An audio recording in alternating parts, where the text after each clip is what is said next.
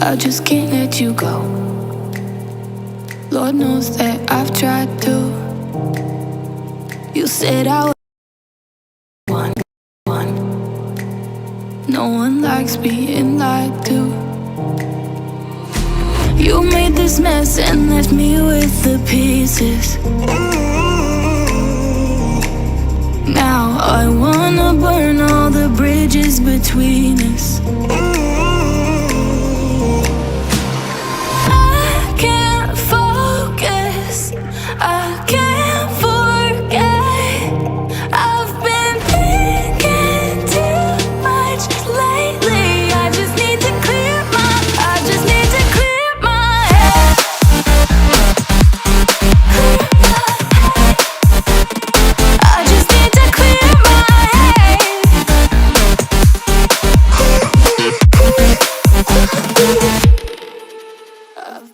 Hello. Happy Memorial Day. Happy Monet Response and Baby Snark Day. If you're new here, I've read through some lawsuits before, but we had a little bit more fun with it because we can use voice changers like this. This is Baby Snark, and we're gonna read this in Baby Snark. And I'm so excited. huge shout out to Charlene for sending us this. And I think Savannah's going to react to it. I'm sure other people are too. I'm sure other people already have. Hello, Jackson, and Monica, and Emberry, and Tanya, Charlene, and Jen, and Squidney. Squidney, howdy hey! Laurenie, Smurgy.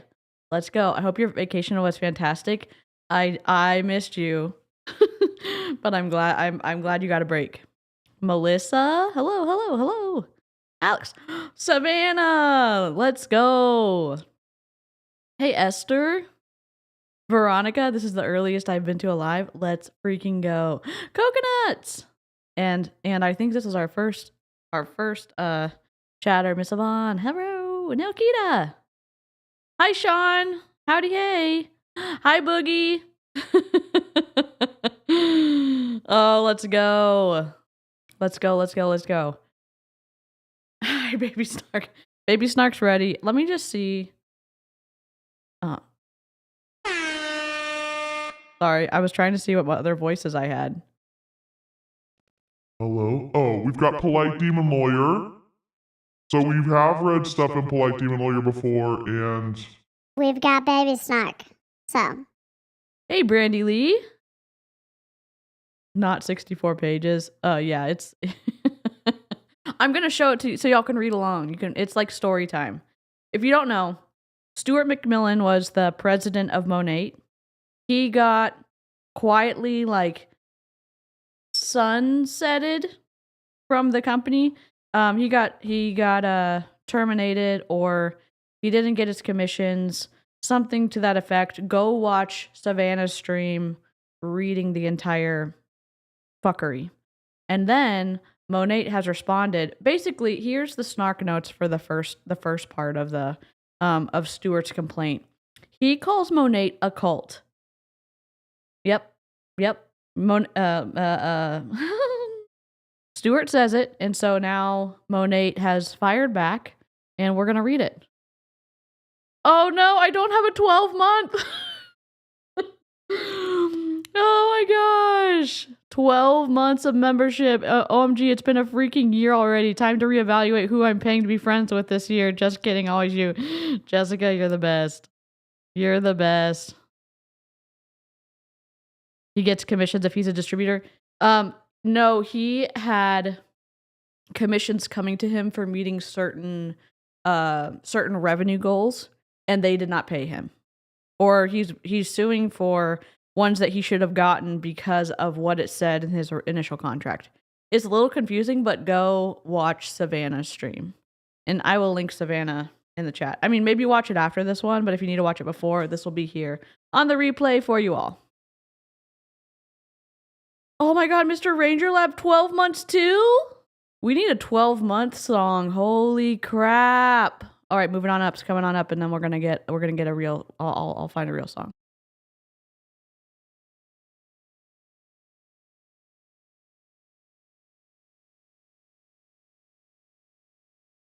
Where we move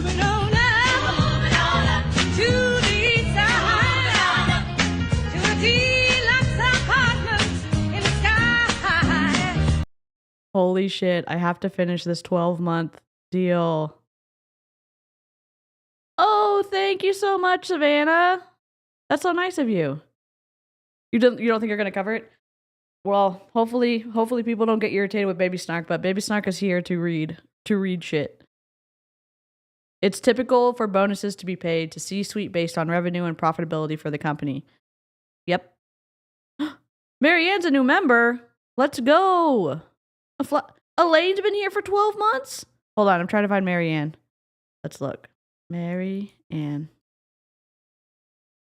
Thank you so much. Welcome to Illyria. Horatio Gold, headmaster. So very pleased to meet you. So very, very pleased. Hello, sir. Heard you wanted to see me. I'd like to say welcome. Welcome to Illyria. Welcome, welcome, welcome, welcome, welcome, welcome, welcome, welcome, welcome, welcome to Illyria. I just wanted to have you in to say welcome. Listen, if you haven't watched She's the Man, I think it's hilarious, but I'm also pretty campy, so maybe it's not hilarious, but it's based off of Shakespeare's Twelfth Night, and it's hilarious. Oh my god! Thank you so much, Raven! Carissa Carnahan got a membership. Let's go. Jessica, you are the OG trendsetter for sure. 3 months. Hold on. Y'all are going wild in the chat. 3 months. I'm a teeny little snark, but I'm here. I'm so glad you're here. Smurgy. What is happening? Thank you so much. If you've gifted a membership, drop what soundbite you want in the chat because holy guacamole. Thank you so much. Oh my god. I'm not sure who I love more, Baby Snark or Caspian and Pikachu. If you missed the community post, my husband is visiting from Japan and he brought my dog. He always brings Caspian, our dog. He brings him his little babies and he brought him a Pikachu and Caspian is in love. Bernie got a membership. Let's go. Eliora got a membership. Diane, howdy hey, got a membership. Raven gifted another membership. Holy crap. What is happening? Do I need to go off screen? What is happening? I can't even keep up. Holy shit. Thank you. Oh my god. Y'all are being so wild. This is becoming a members only by accident. Yeah, no, you're good. Oh my god, Aaron! What is happening? I'm gonna have to play She's the Man again. Please hold. Please. Horatio Gold, headmaster. So very pleased to meet you. So very, very pleased. Hello, sir. Heard you wanted to see me. I'd like to say welcome. Welcome to Illyria. Welcome, welcome, welcome, welcome, welcome, welcome, welcome, welcome, welcome, welcome to Illyria. I just wanted to have you in to say welcome. That little at the end is the person, Amanda Bynes, getting her wrap stuck, trying to pull out her wrap from the filing cabinet because she was in the office pretending to be her brother, and it's my favorite part of that song. I could never take MacMillan seriously after watching the Star Wars Monet video he did. Sorry, can't. I have that video embedded in my brain forever. I love it. Oh my gosh, y'all are wild. If you gifted a membership, please let me know so I can play you a soundbite. Holy crap.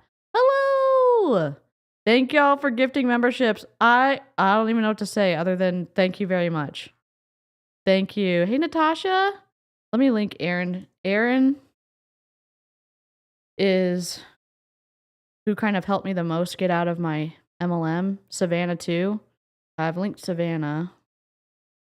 Lots of people in the anti-MLM community and like just being in the live chat in general. Oh yeah, I'm DC. I'm an MLM dropout. I've been fighting technical difficulties in MLM since 2022, April.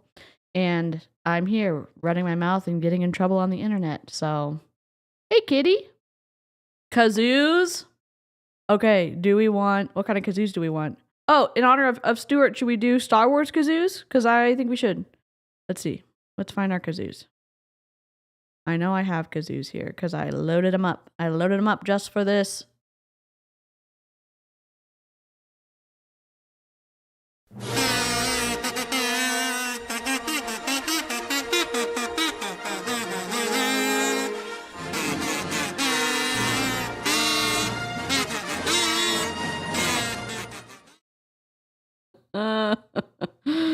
Oh, let's go. God help you all when I reach the terrible twos. Chelsea. Oh my gosh. I'm sorry, Emberry. Good to see you, Emberry. I am gonna have to finish up our year marker. Oh my gosh, thank y'all so much. Thank y'all for you subscribe and support the channel for free, and if you are paying, thank you so much. I really appreciate it. Stunning harmonies. Yes. Do it again? Okay, well. All right. Jump scare coming in 3, 2, 1.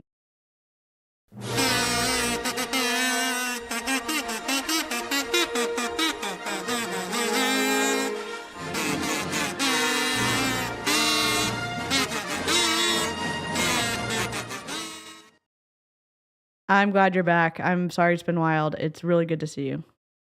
Me. Oh, and Wendy. Wendy is a new anti-MLM creator, and Jen is too. What am I even thinking? Mrs. Pico speaks. Our bomb party expert. Wendy, our sales expert. Everyone. And Callie. Callie's our cozy gamer. Hello. Sorry, we're getting into the reading. It right meow. I'm gonna do it like this. So we kind of still have a purpley background. I may float around, but we're gonna be here after I fix this line on the side of my green screen.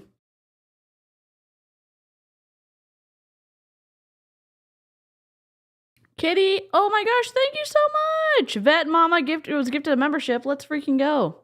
Y'all are being wild. Thank you. Thank you so much. Holy crap. If you are on Discord, make sure your YouTube is linked in the settings in Discord, and my hidden channel will pop up on the side automatically, and you'll get sucked in to our non-cult group. I pay to be auditorially assaulted. Brandy Lee hates mobile streams and kazoos, but her commitment to the channel is unwavering, and I do appreciate that. Oh my gosh. Okay, let's go. So, this is Stuart MacMillan, an individual, versus Monet Global Corp, a Florida for-profit corporation. Rainer Urdaneta, an individual, and Louis Urdaneta, an individual. Ray and Louis are the founders and in the C-suite of Monet. Hey, Odds. So, let me just go through real quick and see what part. I guess we're reading all of it in Baby Snark, but we're gonna take breaks, okay? All right.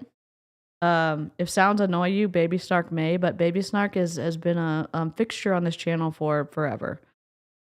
Chelsea said, "We appreciate you putting up with our bullshit, Brandy Lee." Ow, thank you so much. What's up? Thank you. Don't join an evil MLM or even a questionable one. Let's freaking go, Al. I hope you're doing okay. I hope you're taking care of yourself. I know, it's so good to see you. At least see your name in the chat. It's good to see you. All right. Sorry. I'm not going to apologize because streaming is the part of why I love YouTube, and I'm going to talk to the chat the entire time, so. Are we ready? Defendant's original answer to plaintiff's amended complaint. Affirmative defenses and Monet Global Corporation's counterclaim. Oh God. Defendants, Monet Global Corp, Monet, Rainer Urdaneta, Ray, and Louis Urdaneta, Louis, collectively defendants. by and through their counsel of record, answer plaintiff Stuart A. MacMillan's plaintiff amended complaint as follows. Doo, doo, doo. Hey, Avery! What's up? Spoiler alert, all MLMs are evil and or questionable. Yep. Defendants respond to the allegations of the numbered paragraphs of the amended complaint by denying each allegation not specifically admitted herein below and as follows. Number 1. Defendants admit that Monet is a successful skin care and hair care product company and that plaintiff worked for Monet for a period of almost 9 years. Defendants deny the remaining allegations set forth in this paragraph. I'm also going to make it a little bit dramatic, so rip. Rip if you want this to be a normal reading, because it's not going to be. Wait, did Kitty gift 5 more memberships? What is happening? I don't know. Yes? Kitty? What? Oh my gosh, Charlie got one. Emily Jones, hi. Auntie H got one. Nina got one. Lily Pop got one. Thank you so much. Holy crap. Kitty's going wild in the chat. Kitty, y'all are definitely, holy crap. Oh, that's awesome. Yeah, the chat's going wild. So thank you so much. Jill got one. Hannah got one. 3M Farms didn't get one, but howdy hey 3M Farm. Casey Keeney got one. Rachel got one. Holy crap. And S. Carey Cemetery 1776 got one. Let's go. I'm reading this in Baby Snark, and this is the counterclaim from addressing Stuart's lawsuit. Also good to see you, Shelby. Hope you and Judge are doing well. I am crying over here. My cats are concerned. Baby Snark are dramatic information. We are not worthy. Oh my god. Thank you. That's so generous, Kitty. And let me know. I'll play one more soundbite and then we'll do a chunk of reading and then I will address anything else I need to address with soundbites later on. And yes, I need to make the 12-month little icon for y'all because we've got some 12-monthers here and I don't know how long y'all have been here for this long, so. It's a surprise to see you alive. I'm sick, some sort of stomach disturbance. It will be a good distraction. I hope you feel better soon, Alexis. Oh my god. I'm gonna star this because holy shit, Kitty. Oh my god. Thank you so much. Holy crap. Let me play Welcome to Illyria one more time and then we'll get back into the fuckery.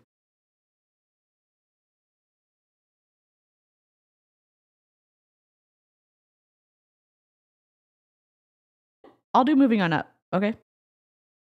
Well, we're moving on up to the east side, to a deluxe apartment in the sky. Yes. All right, we're back. We're back. All right. Oh. This is definitely a good distraction for the fact that I have to go back to work tomorrow. Yeah. Okay. Number 2. This paragraph sets forth a legal conclusion to which no response is necessary. I don't have the original one, so I don't know if we can do it side by side. That one might take too long, but if you go to Savannah's channel, you can see what paragraphs they are responding to, if that makes sense. I guess I should have done the side by side, but as Charlene recommended, but I didn't. Oh no! I hope Mochi is okay. I'm dreading work tomorrow. Let's go, odds. Okay. To the extent a response is necessary, defendants admit plaintiff would be paid a 3% profit share while he worked for Monat, pursuant to the terms of his employment offer. Defendants lack knowledge and information sufficient to admit or deny the remaining allegations, and on that basis, deny the allegations. Number 3. Defendants admit plaintiff worked at Monet for approximately 9 years. Defendants deny the remaining allegations set forth in paragraph 3 of the amended complaint. If you're a lawyer, this is all you got to do. You just say, deny. I deny the whatever allegations from the plaintiff. This seems lazy, but maybe this is what you do. I know Shelby's a lawyer. That's a typical thing they say when the complaint states the other party breached a duty of care, committed some act, etc. I love that Shelby's in the chat right now. Okay, live chat, you vote. Charlene has the original complaint. Should we have it? We can have it side by side if y'all want. If you don't, you can just imagine the paragraphs from the original one. Or we can look at it after we finish reading this in Baby Snark. Y'all can vote. Live chat can be in control somewhat of this live stream. Answers are pretty easy, but you cannot outright lie. Oh, okay. Drop a 1 if you want them side by side. Drop a 2 if you want to look at the original one after we look at this. Monat. Yep. Oh my God, thank you so much. Holy crap, Kitty. Thank you. After? 2? After. Okay, we'll do it after. Y'all have voted. Okay, here we go. We're back. Defendants admit plaintiff worked at Monet for approximately 9 years. Defendants deny the remaining allegations set forth in paragraph 3 of the amended complaint. Number 4.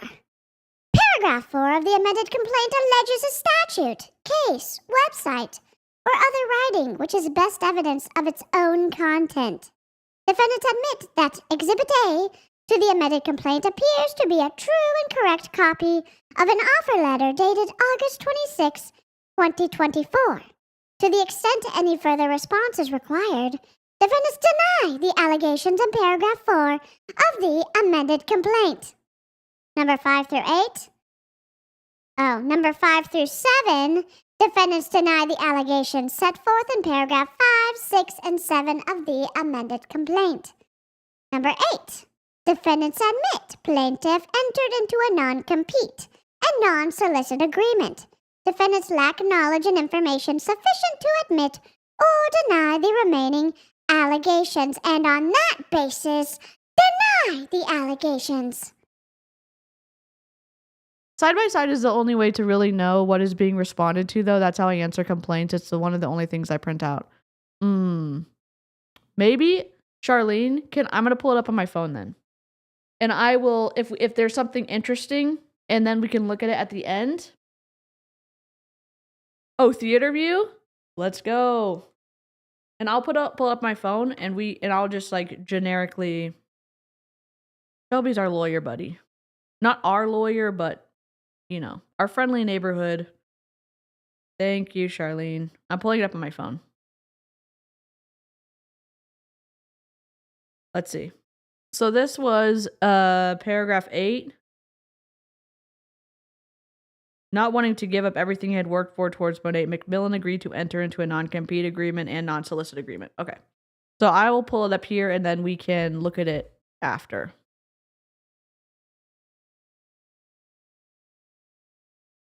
Hey, Patricia.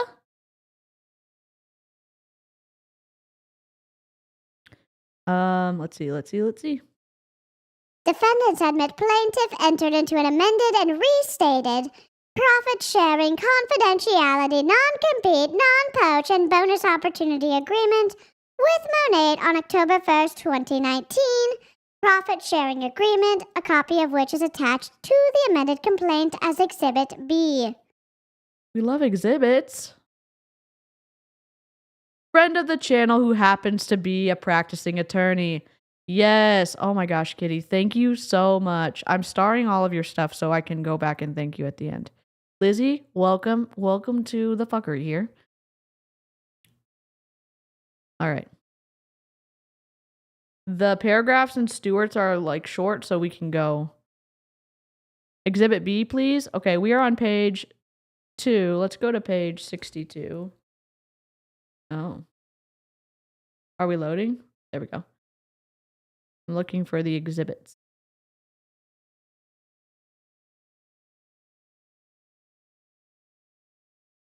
Oh, this looks like. Oh, this is I went too far. Oh, this was scanned in badly. Who did this? Who? That's okay. It's okay. We used to do this. My dad and I used to work for my dad. My dad did digital document services for law firms, and I'm just looking at this. Look, background, amended and restated profit sharing, confidentiality, non-compete, non-poach, and bonus opportunity agreement. So this is the agreement. And I know Savannah went over this. Oh, Miami-Dade clerk of courts did this. Certificate of service, I hereby... Okay, so this is...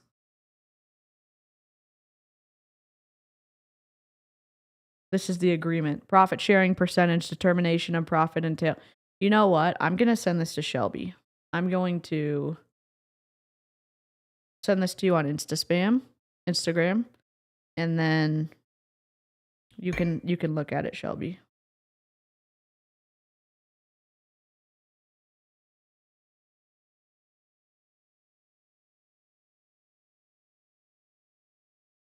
I think you're on Instagram, right? There we go. There we go. Here is the original one. And oh no, this is the new one, and the original one is on my phone. Copy. The original one's the second link. As I paste it. There we go. There we go. Okay. Hello. If you're just coming in, I was sending our yeah, just a little bit. Oh. You're correct, Emberry. Yep. Hey, Tiff. Hey, Trash Dactyl, what's up? Okay, here we go. We're back. So this is the agreement. Well, we'll look at this at the end. You're on page 2. I think. Yes, we were on page 2. Number 10. Paragraph 10 of the amended complaint alleges a statute. Wait, we already read this. Number 11. Defendants deny the allegations set forth in paragraph 11 of the amended complaint. Number 12. Defendants admit that there was an agreement that plaintiff's last day as president of Monet would be July 31st, 2023. Defendants deny the remaining allegations set forth in paragraph 12 of the amended complaint. Okay.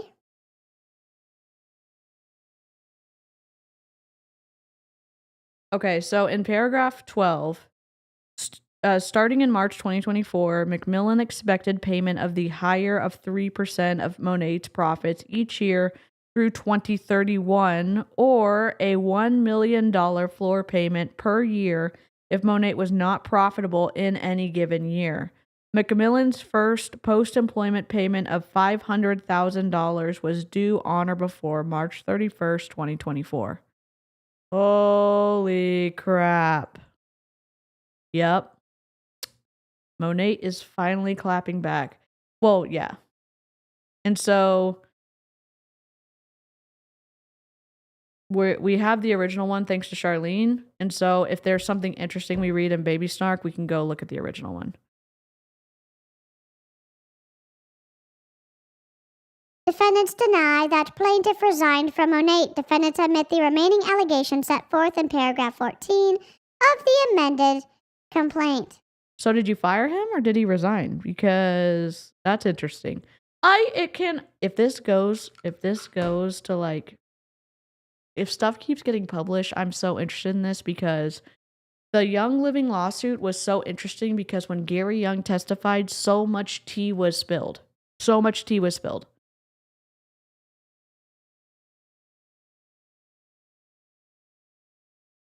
Defendant, number 15, defendant admits the first sentence of paragraph 15 of the amended complaint.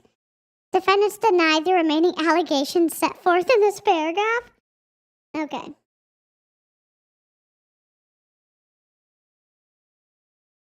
Number 15. So the paragraph 15 is only one sentence, so I don't know what they're doing. Defendants admit the first sentence of paragraph 15. So this says, notably, L. Louis Urdaneta and Ray Urdaneta even demanded that MacMillan distance himself from members of MacMillan's family and friends and family. Does one sentence count as a paragraph? Because when I was in school, one sentence did not count as a paragraph, but maybe things are different in the legal world. Defendants, number 16. Defendants lack knowledge and information sufficient to admit or deny the allegations set forth in the first sentence of paragraph 16 of the amended complaint. The remaining allegations set forth in this paragraph contain legal conclusions to which no response is necessary. To the extent any response is required, defendants deny the remaining allegations set forth in paragraph 16 of the amended complaint. I know, but if it has a number in front of it, they consider it a paragraph. Oh, okay. Okay. So they're denying the first sentence. So they're acknowledging it, yet denying the first sentence, all in the same thing. Okay. That's good to know, Becca. In 7th grade, that did not count. It definitely did not count. All right, we get to skip over a few of these. Defendants deny paragraph 17, 18, 19, 20. Allegations set forth in these paragraphs of the amended complaint. Lovely. We'll read those at the end. Oh, hell yeah. The next scheduled hearing is on July 29th, which is a first conference for complex business litigation. Ooh. Okay.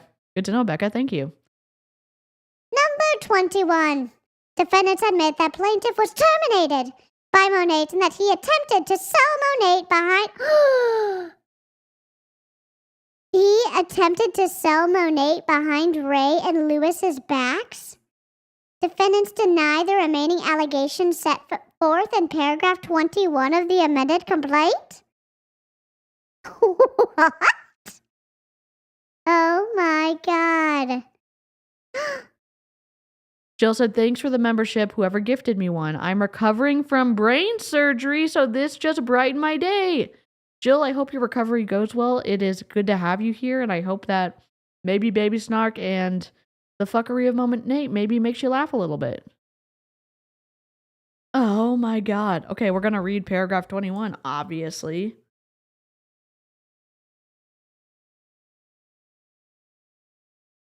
Are we going to read paragraph 21? No, I'm confused because this one doesn't correspond. I'm confused. Monet's principal place, because it says Monet, is this a mistake? Monet's principal place of business is located 347 Northwest 82 Avenue, Suite 790, Miami, Florida 33122. That's public information. It doesn't correspond. Like, did somebody not check this before they submitted it to the court?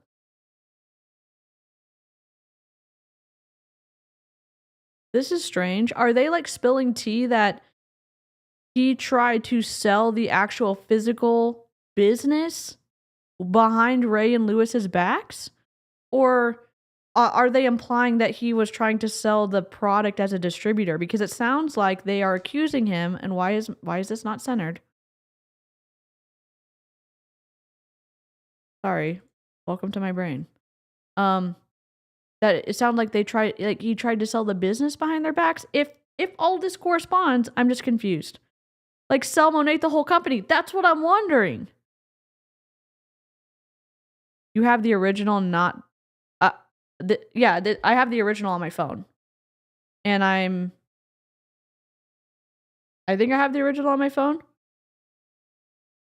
And I'm reading the response. I have the original, not the amended complaint. Okay.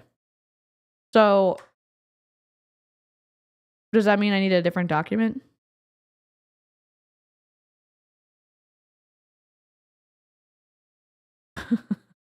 The image of him selling Rejuvenique out of the trunk of his car made me snort.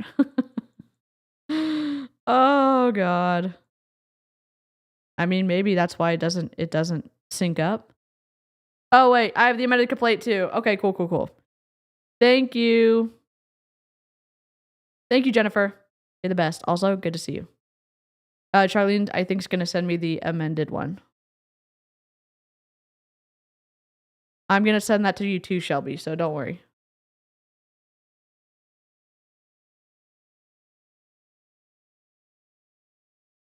Going down. There we go. Charlene, you're the best. Copy. Shelby, I'm sending it to you too.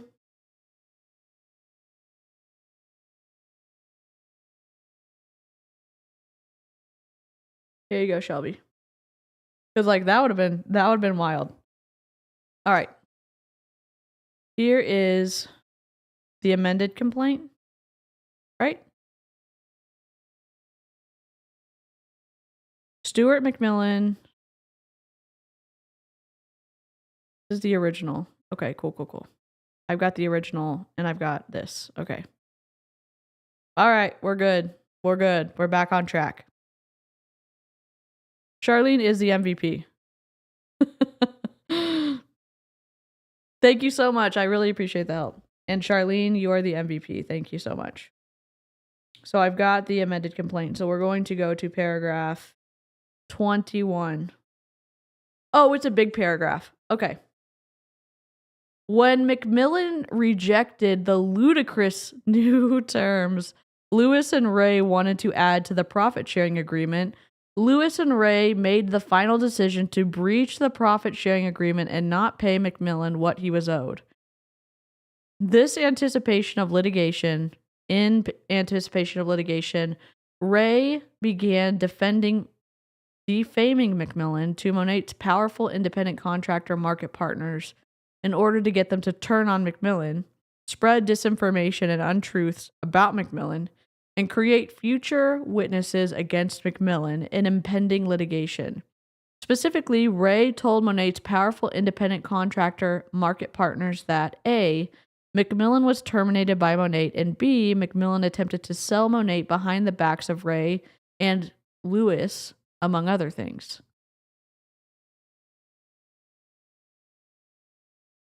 Sell the company or just sell Monet market like products? These powerful Monet independent contractor market partners did just that, spreading disinformation and untruths about MacMillan to the independent contractor market partners below them in their downlines before and after the complaint in this lawsuit was filed on April 24th, 2024. Still unclear, right? Still unclear? Selling Monet or selling the company? Probably Monet, right?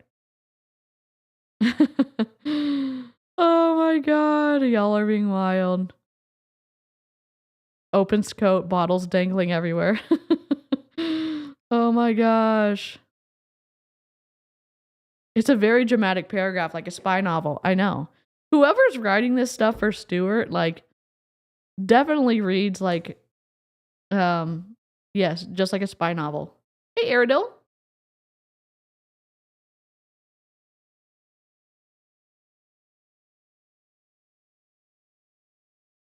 I keep thinking of Saturday Night Live's The Californian skit where someone's saying, Stuart, what are you doing here? We need that soundbite before we continue, because if we can play it whenever we read stuff from Stuart. Hold on. We're going to find it. Sorry if you're here from other channels. We go on squirrel trails. Stuart, what are you doing here? Oh my god, the Californian Stuart. Oh god. Okay, hold on. Wait. Devin? Devin, what are you doing here? Bree? What are you doing here? Okay, hold on. I'm gonna download this. Please hold. Copy. We just need it, you know what I mean? 4K. Video downloader. Paste link. I only want the audio. Normal quality. There we go. And we're going to go to Audacity.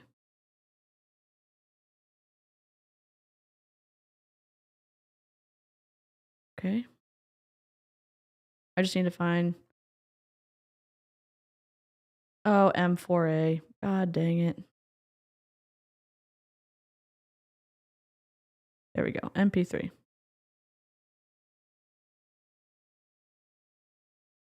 Please hold. Doo-doo.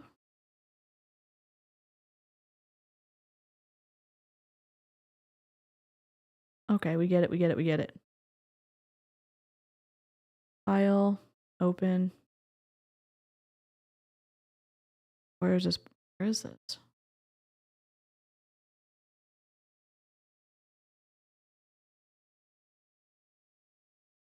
Put it on my desktop.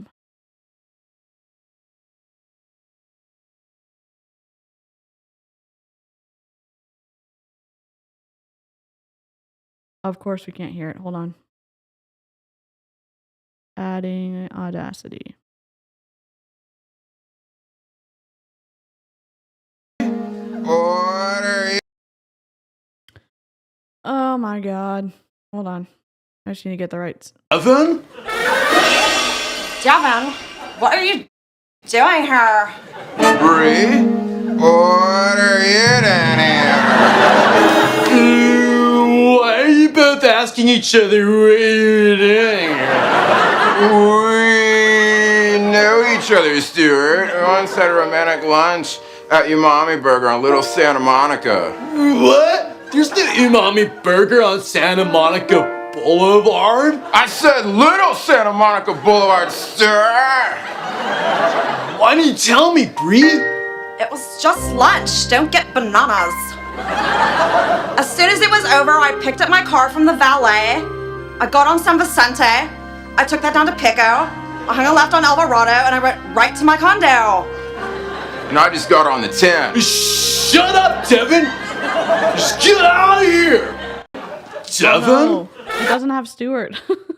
It's okay. We'll get it for next time.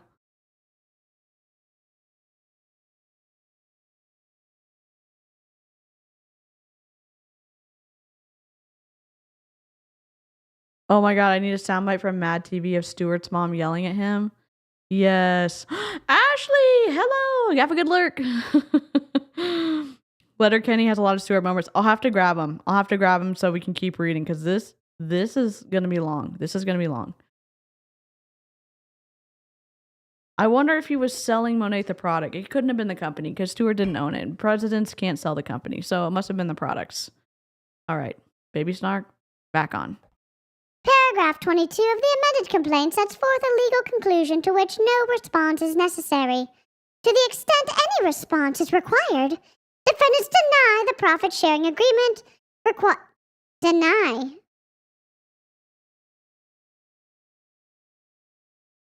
I have a question. To the extent any response is required, defendants deny the profit-sharing agreement requires? Wouldn't it be that? It's fine. It's fine. It's fine. The profit-sharing agreement requires Monet to pay plaintiff at all, much less $500,000 post-employment payment. Much less a $500,000 post-employment payment? It's okay. I don't understand. I'm not a lawyer. I don't understand why it's written this way. Stay safe. Snark. Baby Snark has an accent. Love it. Baby Snark is becoming a whole entity. Yeah, that's why we lost power for a week, or 6 days, because we had a tornado touchdown close to our house. So stay safe. Number 23. Defendants admits that they contend that plaintiff... All of the that's that are in this paragraph, you could have shared some of them with the other paragraph. That's okay. Defendants admit that they contend that plaintiff violated the amended and restated profit-sharing confidentiality non-compete, non-poach, and bonus opportunity agreement. Non-compete. And is not entitled to additional profit sharing. Defendants deny the remaining allegations set forth in paragraph 23 of the amended complaint. Well, what's in paragraph 23?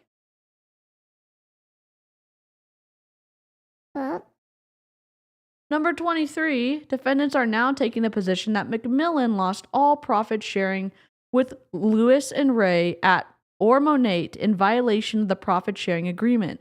Defendants are denying MacMillan between $8 million and $16 million that he has already earned as compensation for services rendered to Monet. Despite not paying MacMillan, defendants claim that MacMillan is still bound to comply with the non-compete and non-solicit in the profit-sharing agreement. Oh, Carmen, I love that. In honor of the nuptials, I'm going to play our kazoo. Warning to our kazoo haters, it's coming.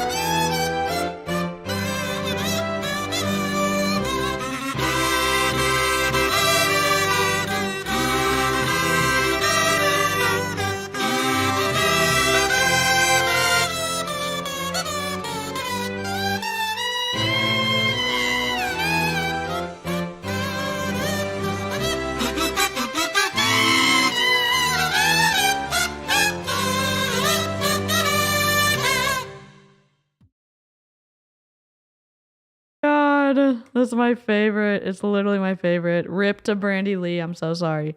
Hi, Emmett. It's the scream for me. Gets me every time. Same. All right. Back to Monet. Number 24. Defendants deny the allegations set forth in paragraph 24 of the amended complaint. Parties. Number 25. Monet admits that it is a direct sales, multi-level marketing company poised to become a billion-dollar company. Is it? Is it poised to become a billion-dollar company? Because I'm going to go to Business for Home, and I'm going to show you a screenshot of Monet. And we'll look at it. Okay, it's at 700 million. It hasn't grown in 2 years though, but continue on. Look at this. This is their 2018 434 million, 2019 388 million. A freaking drop. And when the Panini happened, you had a jump to 804 million. And we've had a $96 million drop from 2020 to 2022 and no growth from 2022 to 2023. So tell me that it is poised to become a billion-dollar company. This is my opinion also, so all right. I'm just wondering, I'm just looking at the numbers, and those numbers could be off, but the trending line is not going in the correct direction towards a billion-dollar company. Oh, we're reading Monet's response to Stuart MacMillan. Stuart is suing them for his monies that he didn't get paid. His between $8 and $16 million money that he didn't get paid. Still a lot, not just a billion. And I'm just saying, a lot of companies have a trending upwards, or they're like straight and then they continue to go up.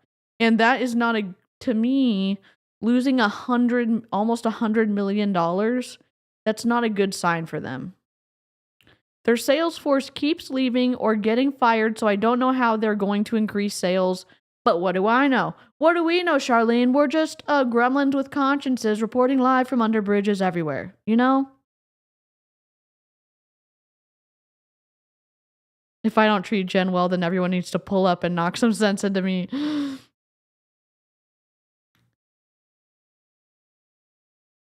Or is it poised over the edge of a very tall, very painful cliff? Good question.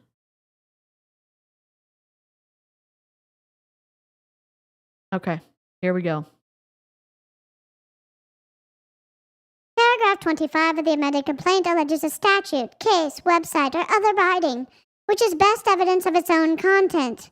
To the extent any further response is required, defendants deny the allegations in paragraph 25 of the amended complaint. I'm just going to see if this is interesting.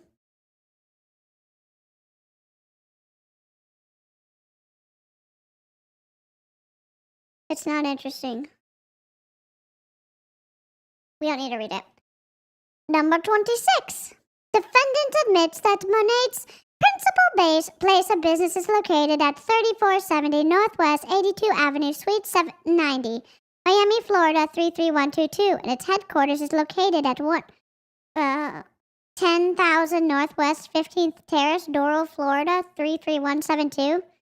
Listen, this is public, but don't be doing those lint lickery things with this address. You know what I mean?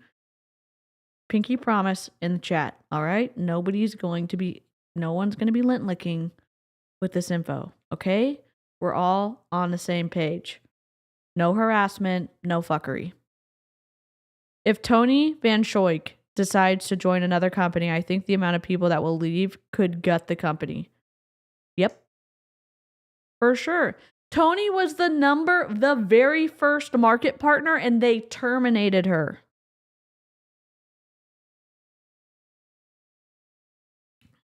Or she and Stuart could start their own company.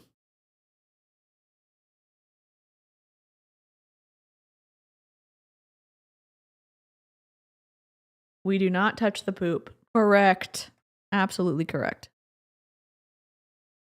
Defendants admit that Alcora Corporation, owns Monet and that its principal... What? Alcora owns Monet? Well, what else does Alcora own? That's interesting information.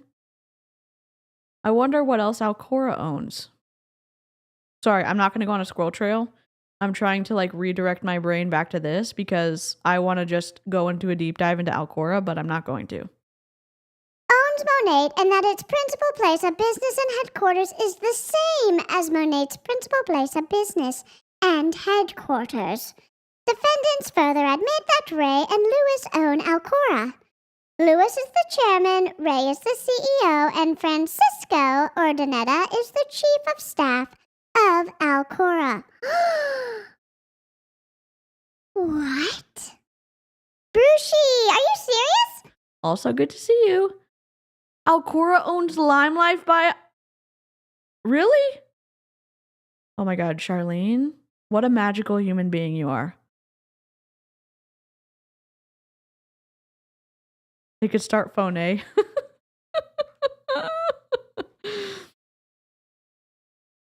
Defendants admit that Ray is a resident of Miami-Dade County, is an owner-director and the CEO of Monet, and is a member of B&R Products, LLC.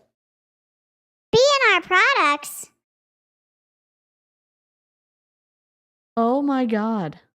So they own the manufacturing. Monet pays the manufacturing company, which they get the profits from the manufacturing company, and they get the profits from Monet. This is twisty. And then Monet gets to write off the cost of doing business, or the cost of running the business, which I think that plays into tax, but they are also... This is very interesting. Obviously not illegal, it's just interesting. Alcone. Okay, gotcha. Okay, got it. No worries. Yes, Red Raider, I'm so glad you're here. I just think it's twisty, right? I mean, I say twisty because it's not illegal. It's just twisty. Just a little twisty. B&R Products LLC along with Lewis. Defendants also admit that B&R Products LLC is the manufacturer and supplier of Monet's products. Defendants also admit that B&R Products Inc. is B&R Products LLC's predecessor, and that Lewis was the chairman and Ray was the CEO of B&R Products Inc. Okay. So they have no cost. So they're getting allegedly. Let me ask you this. So they're getting allegedly the salary from being the CEO of B&R Products, right? And they're probably getting a bonus structure payout for meeting certain goals with B&R Products. They're also getting salary from Monet, and they're getting their bonus payouts from meeting certain revenues with Monet as well. It feels like they're double dipping, but obviously they're running an MLM, so they understand what double dipping means because their independent contractors do the same thing. And they have cost. Yep. It's a bit of a tax nightmare.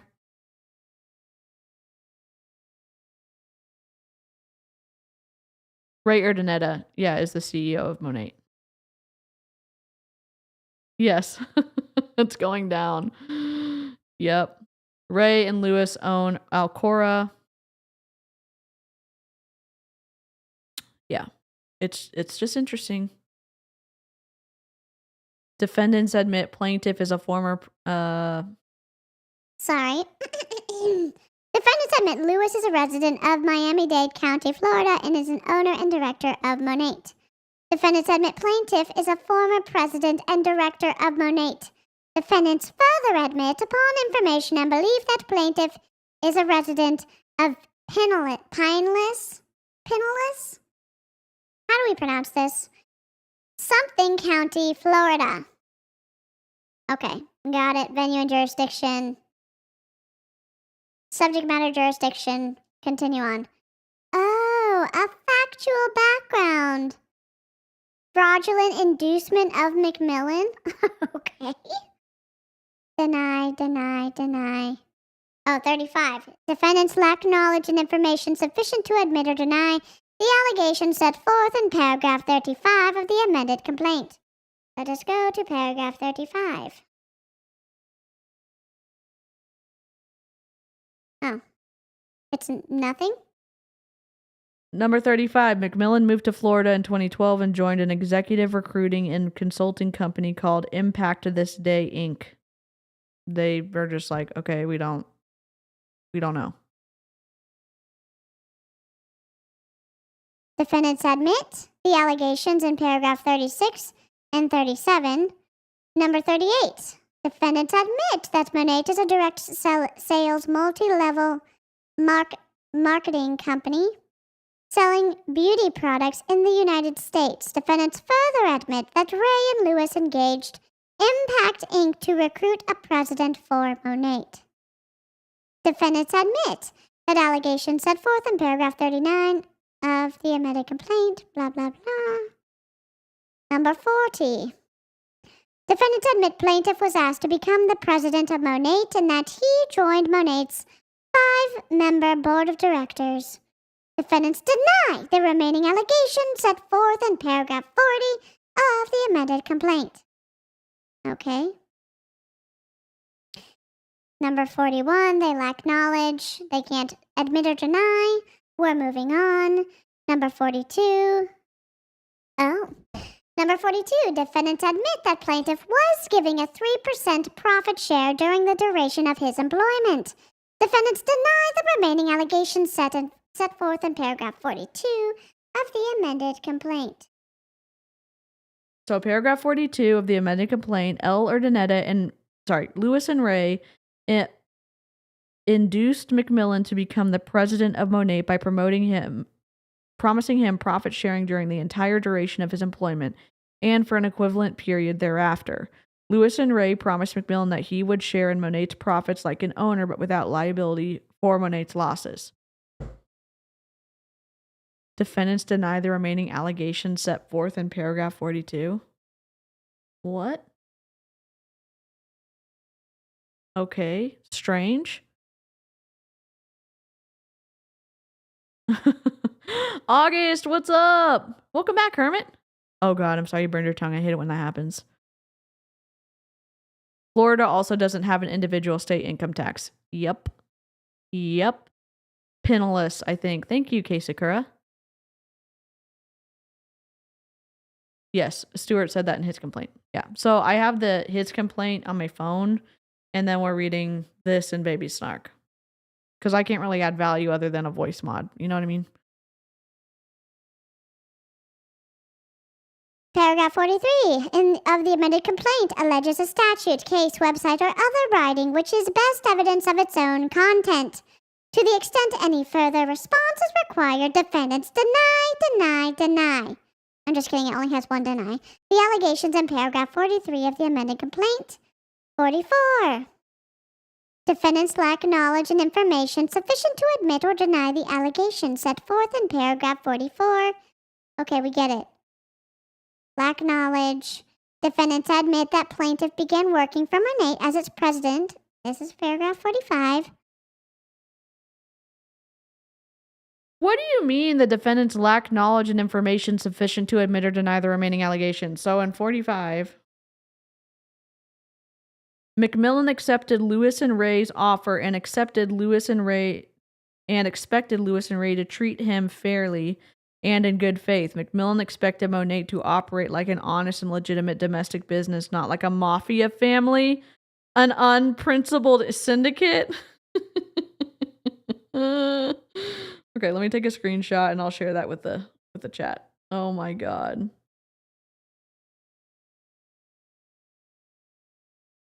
This is hilarious. They're denying it because they don't think they're running like a mafia company. Oh, my mafia family. Oh my god. Jeez. Where do we go? I know you're here somewhere. Oh, it's right there. Sorry, it's hidden. This is from Stuart's deal. MacMillan accepted Lewis and Ray Urdanetta's offer and expected Lewis and Ray to treat him fairly and in good faith. MacMillan expected Monet to operate like an honest and legitimate domestic business, not like a mafia family and unprincipled syndicate. Who wrote this? I want to know who Stuart's attorney is. Because some of this sounds wild. Good faith. Get that shit in writing. Good faith ain't worth nothing. Oh my god. The fact that they're like, we deny. And we deny the remaining allegations. We're not a mafia. Okay, got it. They need to update their business registration with the state. Stuart is still listed as the president. Oops. Whoops. That does seem like a wild thing to put in a legal document. You know what I mean? Number 46, defendants deny the allegations set forth in paragraph 46 of the amended complaint. MacMillan's employment with Monet. Oh my god, we're on page 7. Oh god, 6 and then about to be on page 7. Number 47, defendants admit that plaintiff was Monet's president for approximately 9 years.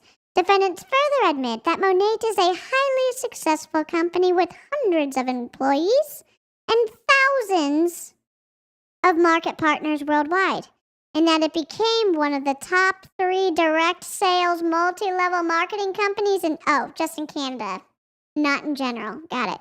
Defendants deny the remaining allegations in this paragraph. Hi, Karina!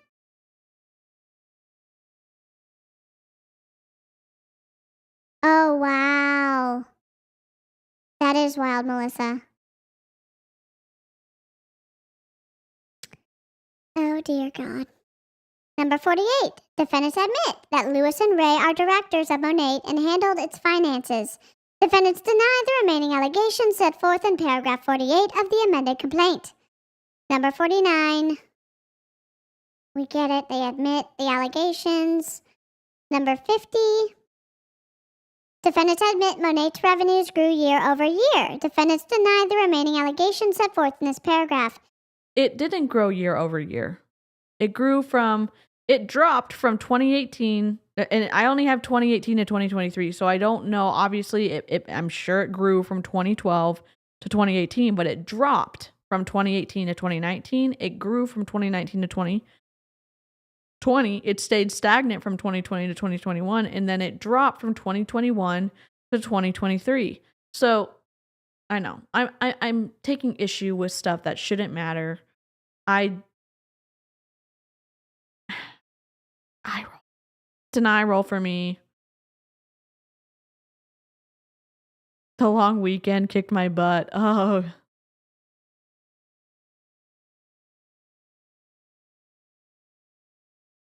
I think we can get it like,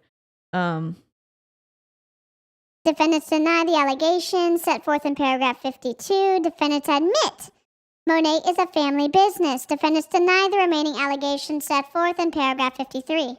well, this one sounds interesting. Let's go to paragraph 53. Again, if you haven't seen this, Savannah read through this.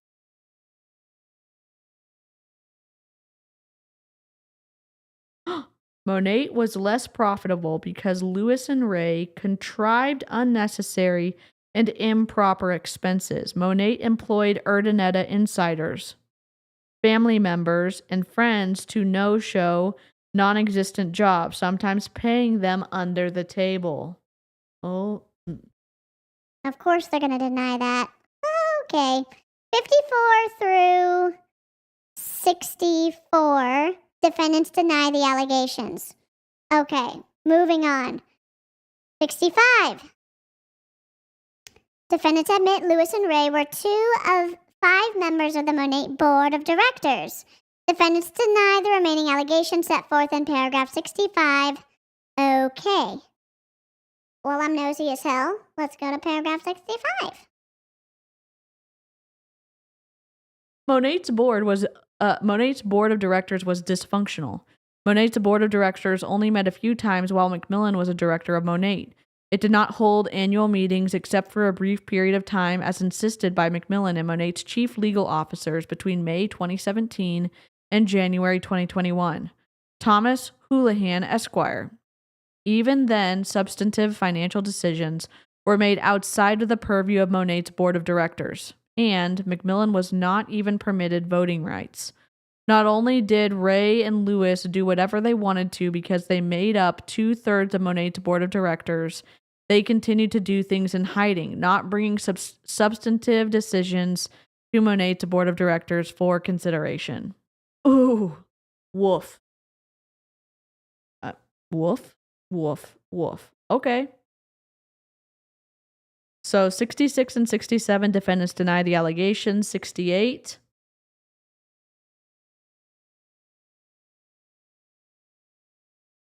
Yeah, I want to see the meeting minutes too. Also, you know what's twisty? This is a side note. This is a squirrel trail.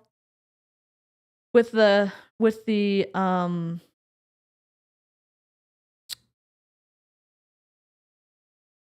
scandal at the International House of Prayer, they took the guy who founded the International House of Prayer off of the board. Like, on the minutes, they took him off, but he was still there running the meeting, so they physically left him off. From what I understand, from what I've read, they left him off and he was still running it, but there was no, like, paper trail of him still running, like, the board of directors meeting, so it's twisty what happens when people try to fudge the paper trail. Monet is privately owned, so getting meeting minutes or any documents will be impossible. Do you think that Stuart is going to be able to get them for this lawsuit if it goes forward? Like, if it, doesn't get stopped? I know. I can't wait to see the evidence either.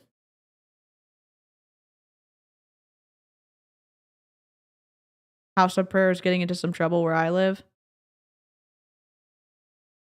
I'll have to tell members only a story this week. It'll have to be members only. I hope Stuart has his stuff. I do too. I guess if it goes to discovery, they might have to give them over. We can only hope. We can only freaking hope. Defendants admit plaintiff attended motivational conferences on behalf of Monet and planned incentive trips. Defendants further admit plaintiff developed relationships with Monet's market partners and employees as part of his duties as president of Monet. Defendants deny the remaining allegations set forth in paragraph 68 of the amended complaint. How interesting that Angela Sumner threw tea on the most recent incentive trip, that one that Stuart MacMillan didn't plan, because she said that it was lackluster. She didn't say lackluster. I said lackluster, but that's what what she meant in the last. Savannah reacted to it. I reacted to it. I'm sure other people are going to. It's in the free anti-MLM folder. But it is interesting if they're admitting that he was the one that planned the incentive trips and how not up to par they are now. It's just interesting. Discovery may be a big data dump. I better clear some storage space on my computer. You can also use mine. I can give you my login, or you can dump it on. I have some terabytes floating around. Our philosophy in our business: document the shit out of everything. I love that philosophy.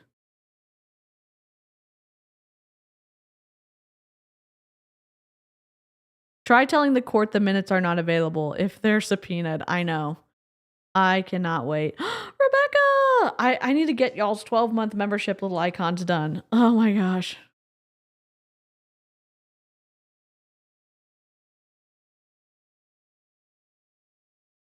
Here we go.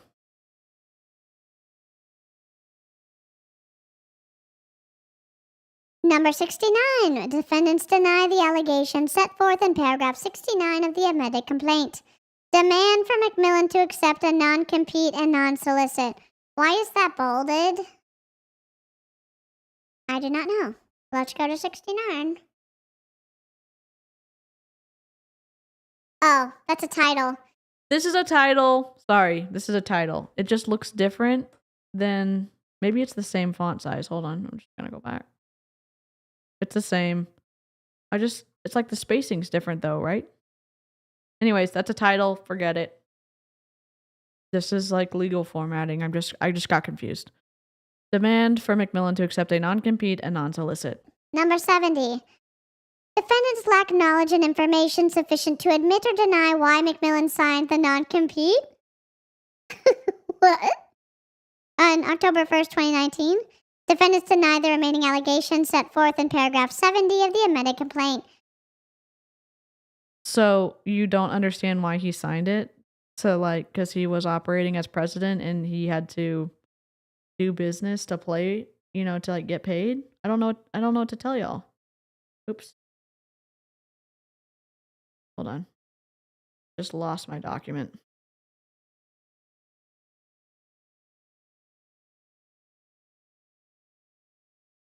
Copy. Chrome. Sorry about that.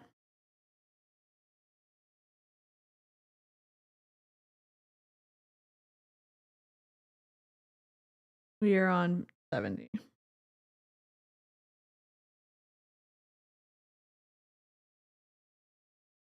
Fearing for Monet's employees and Monet's thousands of independent contractor market partners were more loyal to MacMillan than they were to them, Lewis and Ray threatened to terminate MacMillan if he did not agree to sign a non-compete and non-solicit with Monet.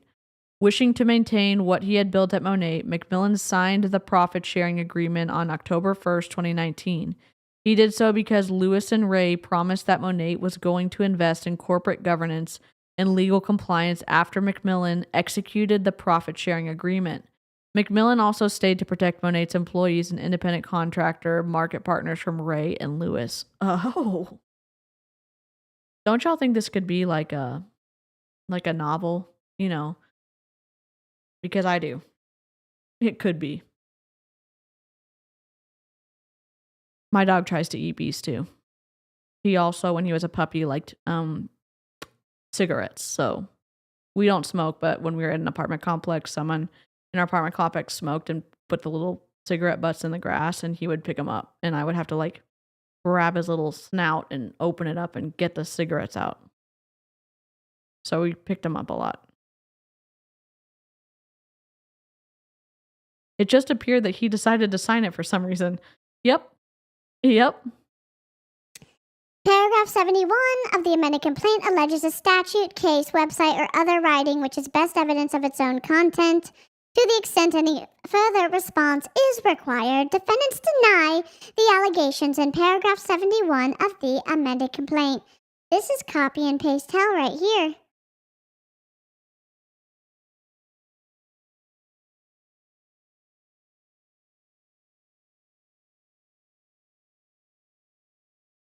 The pandemic boom and bust. No shit, it was a bust. Defendants admit that in 2020, Monet's revenues exceeded. Okay, so we're seeing, we have our screenshot, right? We have our screenshot here. We see the 804 million, right? So is it reasonable to maybe see that the numbers reported to Business for Home are pretty accurate? Because this number matches the number on Business for Home, right? Defendants admit that in 2020, Monet's revenues exceeded $800 million, and its profits exceeded $35 million. That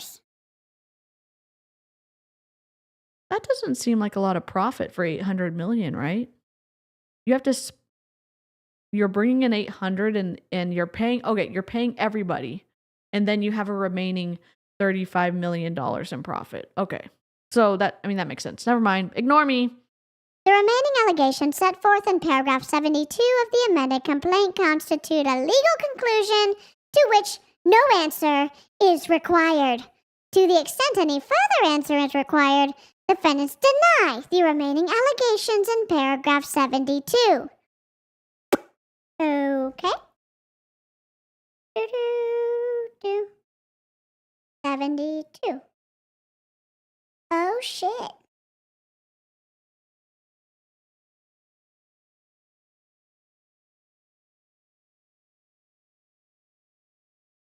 So this is from Stewie.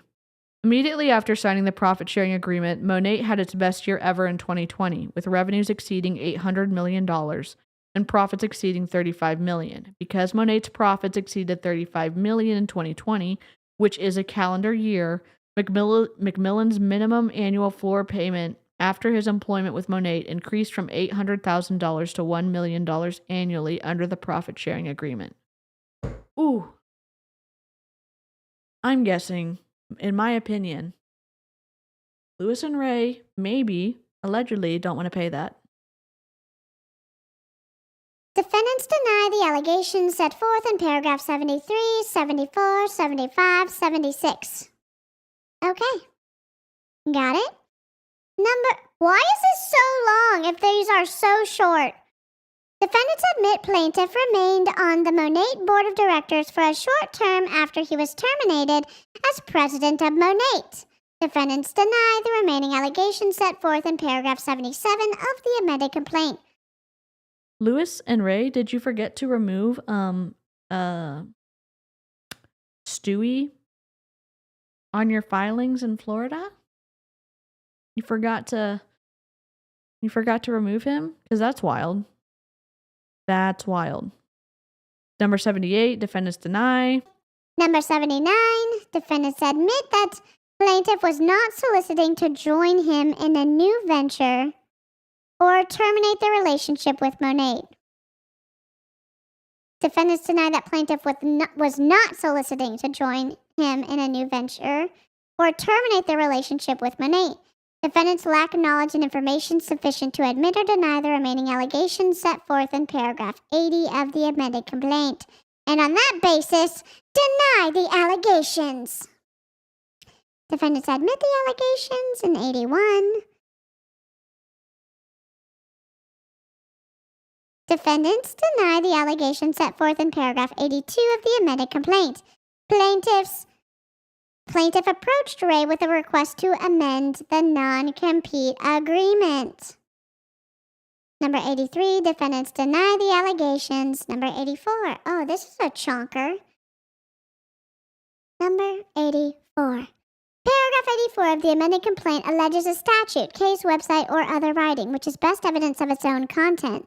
To the extent any further response is required, defendants admit that Exhibit C purports to be a letter from Ray to plaintiff on September 18th, 2023, and deny the remaining allegations in paragraph 84 of the amended complaint.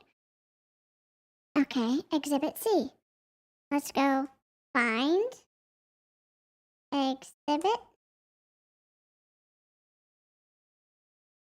Okay, go. Oh, Exhibit A. Cool. Where's Exhibit? Okay. Do I need to OCR this? Exhibit. Oh, this is a long one. Oh, what's this? No? Wait. I don't see Exhibit C. Is it in this one? Find. Let me go.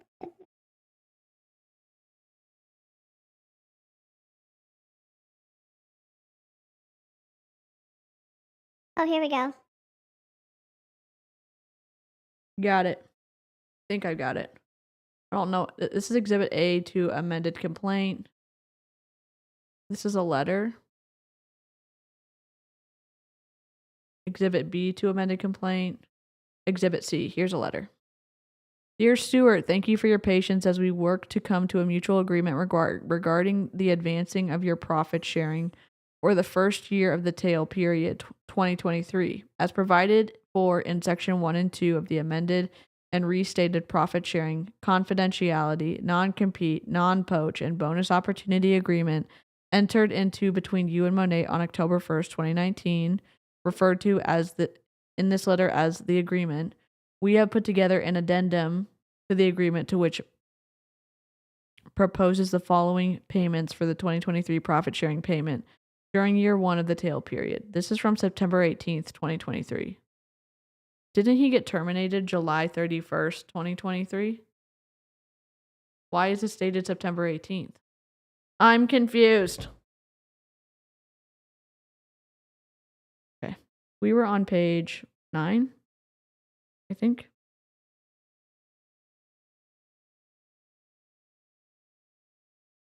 Yeah, non-soliciting to join him in a new venture.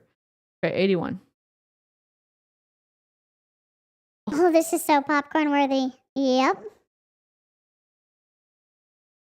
Defendants admit the allegations in 81. Defendants deny the allegations in 82.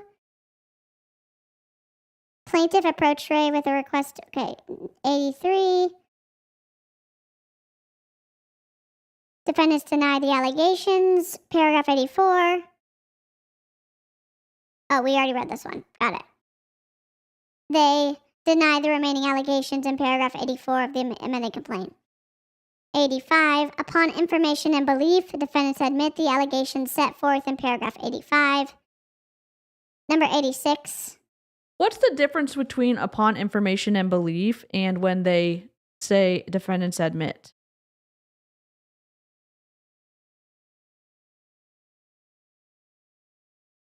Suspicious if he was fired in July. Yeah. Hey, Diane. It's okay. Let me just Google it. What's the difference between admit and upon information and belief?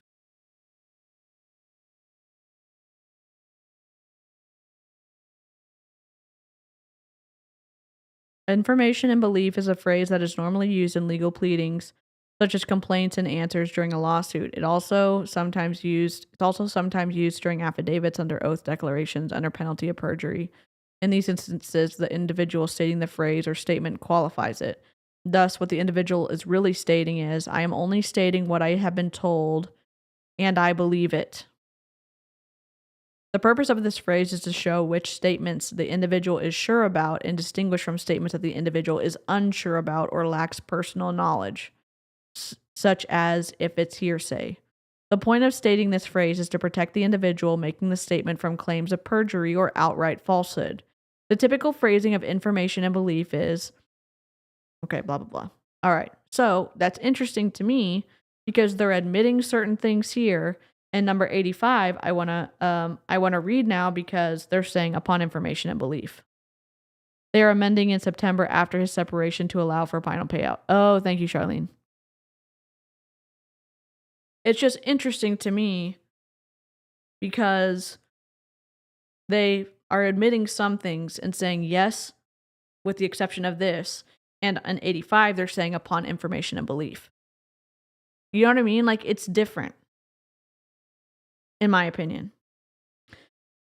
I'll have to ask, like, I guess I can ask my spouse. That's it. Number 85 says MacMillan rejected the offer to amend the profit sharing agreement. That's all it says. They're also changing the terms of the agreement. Yep. Yes, August. Like, that would be a dream of mine, but that would probably never happen. Her reading a multi-level marketing lawsuit. Maybe Runkle would. Maybe Runkle would do it. Because Runkle's covering Janet, whatever her name is. I like Runkle of the Bailey. I like Law and Lumber. I like Emily's my favorite. I also like The Lawyer You Know. Those are kind of my favorite peeps. Oh, I also like Natalie, the lawyer chick. But I don't get to watch her as much because she's still, I know Runkle still works full time, but Natalie's a defense attorney, and so she's busy a lot too. Anyways, we're back. Oh, number 86. Here we go. Defendants admit plaintiff's daughter used to be an employee of Monet, and that Lewis and Ray terminated her employment because she attended a Zoom holiday toast that reflected poorly on Monet. Defendants deny that Lewis and Ray threatened not to pay plaintiff money he purportedly owed. Defendants lack knowledge and information sufficient to admit or deny the remaining allegations set forth in paragraph 86 of the amended complaint, and on that basis, deny the allegations. Madcaster? Oh, I'll have to follow them. I've never seen them. Does anybody have the holiday toast Zoom? Because I wonder if they're going to release that. I wonder if that's going to come into the lawsuit. Let me see if anybody has it on holiday.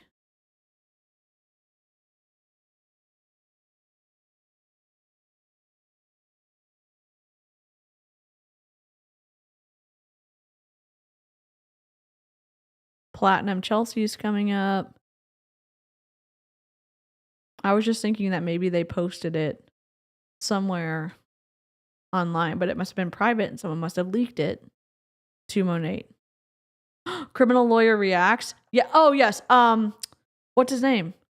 Bruce, you know what I'm talking about? The one who has the song and he says, "Stop self-snitching." I love him. Oh, hell yeah. I'm down for that. It was a private internal thing. Listen, Stewie or anybody in Monet, if you have that, and maybe you want to send it to me, you can just submit it anonymously in my my little campsite bio, and it'll be anonymous. Yes, Bruce Rivers. Yeah. I like Bruce Rivers a lot. His son does. He was a single parent and he raised his kids and he's a really probably like he does a lot of like criminal law stuff. Obviously, because he's a defense attorney. Madcaster is awesome. I watch him because of the cats. Okay, I'm gonna have to follow him right now. Sorry, we're on a scroll trail. Paragraph 87 of the amended complaint alleges a statute, case, website, or other writings which is best evidence of its own content. Defendants admit that Exhibit D purports to be a letter from plaintiff's counsel to Ray on January 16, 2024. To the extent any further response is required, defendants deny the remaining allegations in paragraph 87 of the amended complaint. Oh, we're going to read that shit.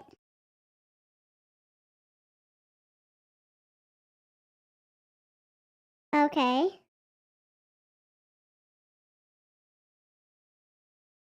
So Charlene found that Looting Global, Monet, and Project Beauty are all brainchildren of Alcora. Alcora owns Monet, obviously. Thank you, Charlene. A bunch of baby snarks going to subscribe to Madcaster. I freaking love it.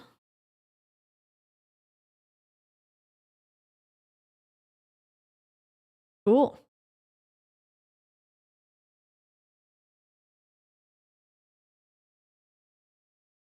All right. Paragraph.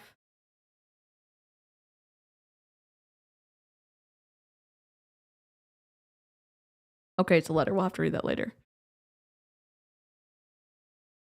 Paragraph 88 of the amended complaint alleges a statute, case, website, or other writing which is best evidence of its own content.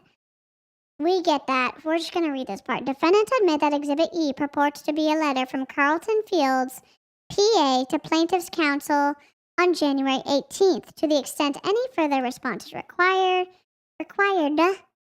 Defendants deny. Okay. 89. Defendants admit that on January 22nd, 2024, MacMillan requested a copy of Monet's books and records for the year 2020. Defendants lack knowledge and information sufficient to admit or deny. Oh. What do you mean you didn't give it to him? 89. MacMillan is, on January 22nd, 2024, MacMillan, through counsel, requested, among other things, a copy of Monet's books and records for the year 2020 to conduct an audit regarding Monet's profits in 2020. Deny what allegations? What allegations? Why did you respond like this? I don't understand. There's no allegations. It just said he requested the books. Oh, that's awesome. Yeah, Runkle's been covering Jeanette Braun. I would love to see what he's saying about Illuminati.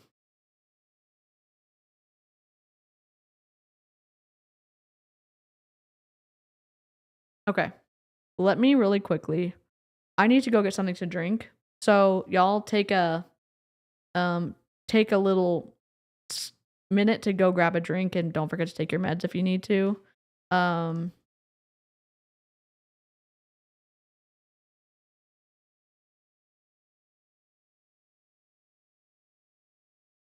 be right back. BRB.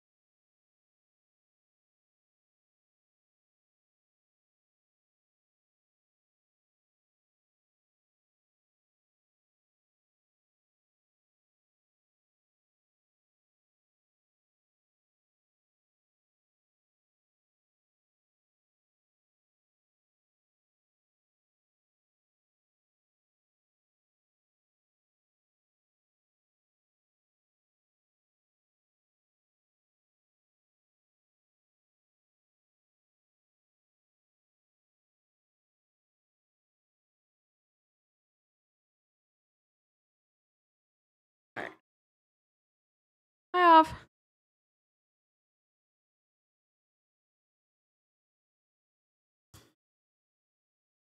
All right. Yes. All right. Hope we're all stretched out and hydrated. Let's go. I just don't understand 89, but that's okay. I'm not a lawyer. Paragraph 90 of the amended complaint constitutes statements or conclusions of law to which no response is required. To the extent paragraph 90 contains factual allegations, defendants deny such allegations. God. Oh my God. Do I have the right thing open? Oh. MacMillan is entitled to this information under the profit sharing agreement. So that's a long response. That's longer than the actual statement. So that's interesting. Let's go, Alexis. Defendants admit the allegations in 91. Defendants deny from 92 to 95. Defendants admit in 96 that plaintiff violated the terms of the non-compete agreement and is therefore not entitled to additional profit sharing. Defendants deny the remaining allegations set forth in paragraph 96. Oh.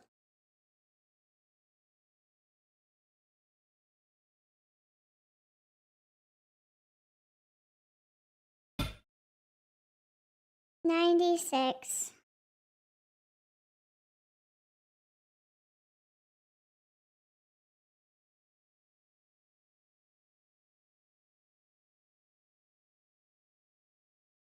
Oh. Wait. Ray pointed to a specific event hosted by MacMillan on April 20th, 2024 at Grace Family Church in Clearwater, Florida, called the Lighthouse Collective Live, the Lighthouse Collective event, as a primary reason why Monet refused to pay MacMillan in compliance with the profit sharing agreement. Well, what is that? Lighthouse Collective event.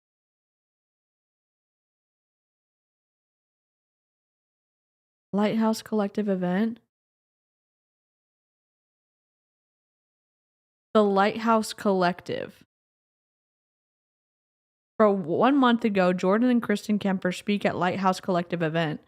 So, wait.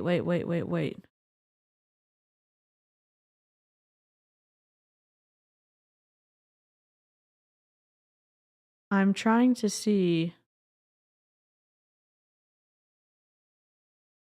Let me look online. Lighthouse Collective event, Clearwater, Florida, 2024. The Lighthouse Collective.global.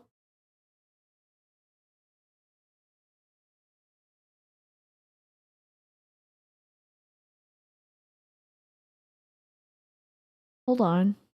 If this is something we can watch, I'm downloading it. It was an event. Who should attend? Entrepreneurs, business leaders, and anyone seeking to blend leadership with faith-based principles. I wonder. We are proud to have more than 150 registrants. Oh, there he is. Oh my God. Hold on. Inspire your audience. Look. Look. Discover how Stuart MacMillan's dynamic keynotes can inspire your team and elevate your events. From leadership principles to faith-based business strategies, Stuart brings over 30 years of experience to the stage. Previous event keynote speakers, Todd and Deb Duncan, Daryl Black, Jamie Winship. The founders. Okay. All right. We're on a squirrel trail. Hold on.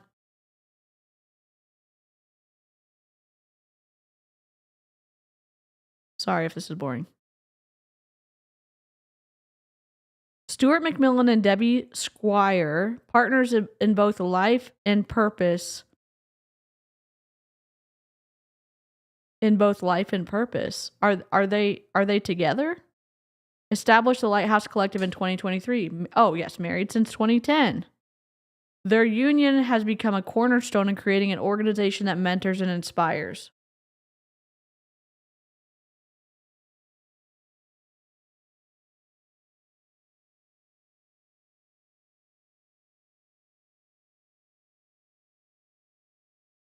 MAGA.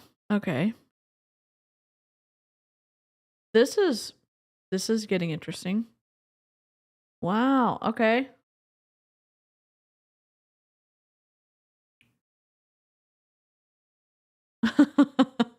No, Alexis Silly Goose. Stuart was the only godly thing about Monet. When he left, God left too.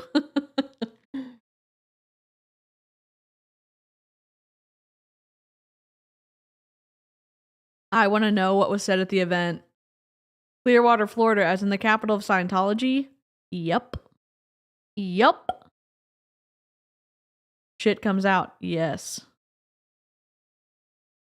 Hold on, I missed some stuff. Hey, Celeste.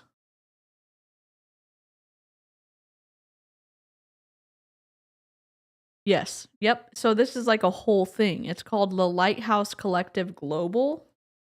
And they've got events. I'm linking it for you, Savannah, in the chat. Tony. What was that? I'm trying to read the chat. Tony Van Schoik and Connie Sanchez went to that event too.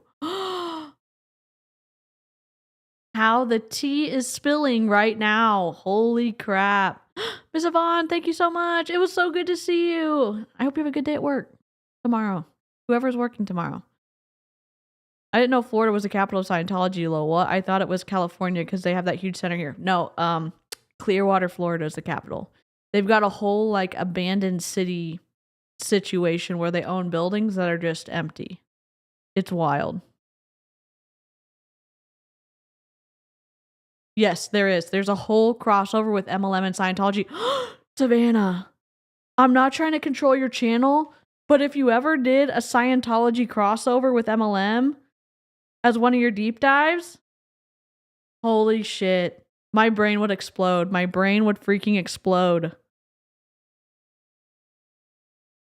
Also, Charlene knows a ton about it. Savannah, Charlene got their day canceled. Their Scientology day canceled.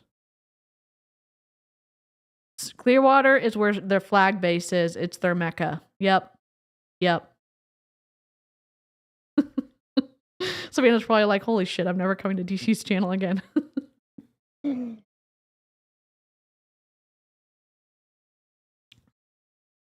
Charlene is like a Scientology expert. It's awesome. All right, back to the deal.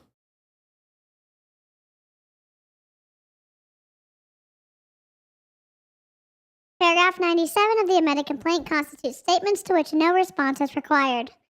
To the extent paragraph 97 contains factual allegations, defendants admit that Lighthouse Collective event purported to be a faith-based event for business persons. No, it's good, Savannah. Scientology is a lot for sure. Like Tim Sales and whatever his name is, Grant Cardone, Scientologists.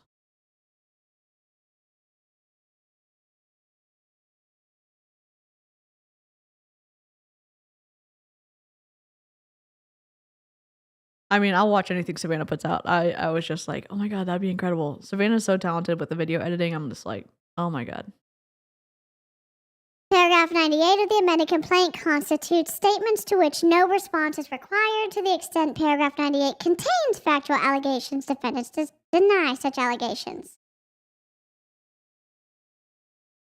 99 is identical. 100, defendants deny the allegations set forth. 101, paragraph 101 of the amended complaint contains statements or conclusions of law to which no response is required. To the extent paragraph 101 contains factual allegations, defendants deny. Deny. The Clown Town whispers, if you need help, Savannah, I can help you. I'm pretty good at organizing info. Oh my gosh, y'all are the best. Clowntown, also, let me link Clowntown for everybody. It's either Clown or Clowntown, and I know I linked it wrong last time because it didn't show up. Okay, have a good lurk. Savannah's like, hi, Clowntown. I'm trying to, there we go. There we go. Clowntown's linking. So defendants deny in 102, they deny in 103. 104 of the amended complaint constitutes statements of conclusion of law, blah, blah, blah. We already know that one. 105. Defendants deny that plaintiff resigned as president of Monet. Plaintiff was terminated. Oh, woof. The remaining allegations set forth in paragraph 105 of the amended complaint constitute statements or conclusions of law to which no response is required. To the extent paragraph 105 contains additional factual allegations, defendants deny such allegations. I'm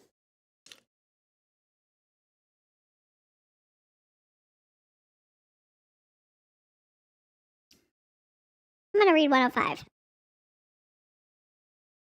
Sorry if you can hear me drinking. I'm just like really thirsty. In clear violation of the profit sharing agreement, as of the date below, Monet failed to make its first payment to MacMillan following MacMillan's resignation from Monet. Oh, so they're disputing whether they terminated Stuart or if he resigned. Okay. 106, 107, 108, 109. Defendants deny the allegations. 110. Defendants admit that plaintiff A encouraged Monet's market partners to leave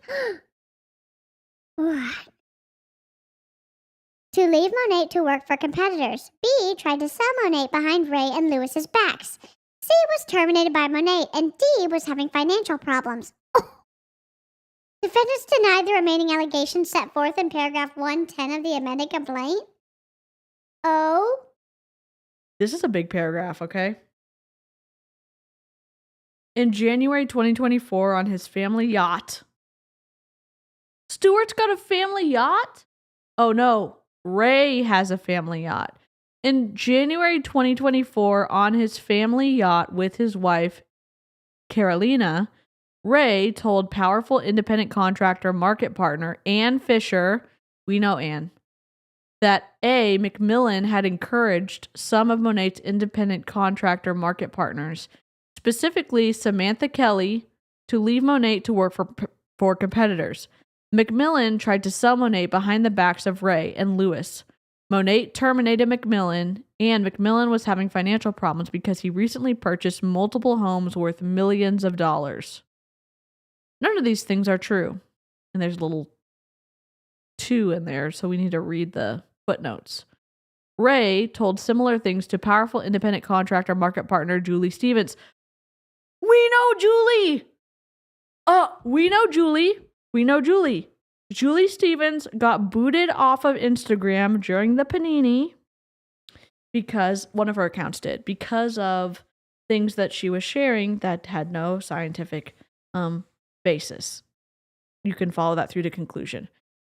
It goes Tony, Anne, Julie, like they're all in their organization. Oh my god, did I interrupt Jen's stream? Oh my god. Oh my god, Jen, I'm so sorry. Wait, why did I do this? I wasn't thinking.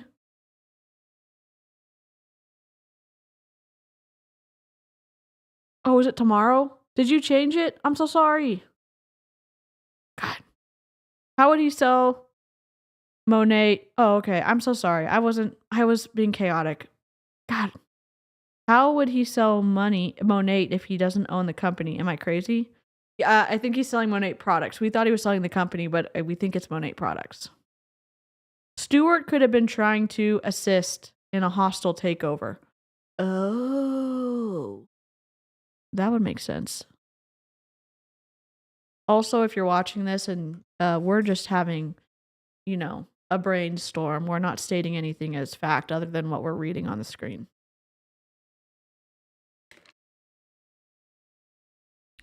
Okay. Cool. Y'all, if you love anti-MLM content, Jen is having a stream tomorrow at 8 p.m. They're always incredible, so go hang out in the live chat. I'll be there too. All right. I wonder, Charlene, we haven't looked up. I'm going to send you a PDF of, you know what? I'm going to text you. Hold on. I'm going to look up.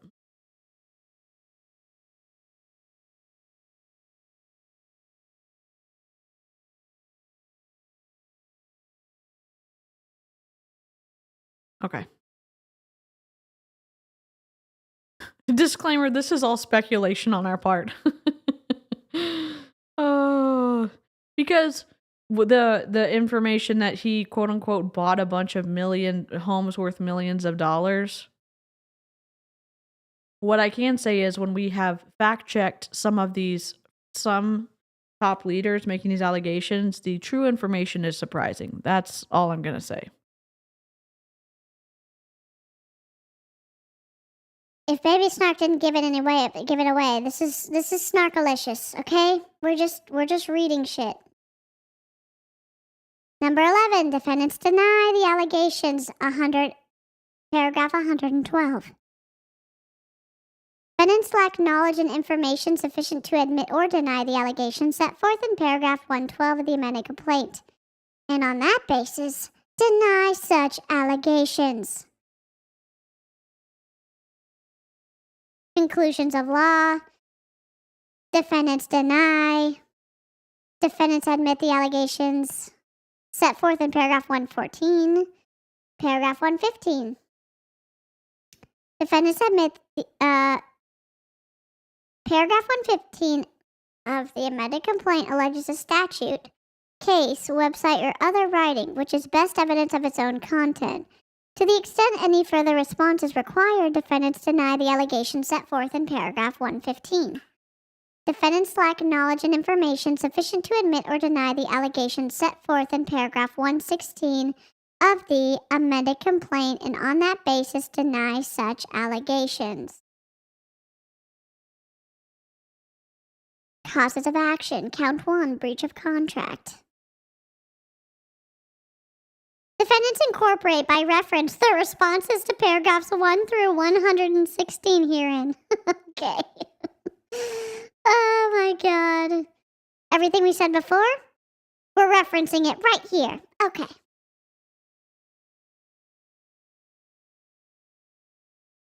Oh, Tanya, I'm sorry.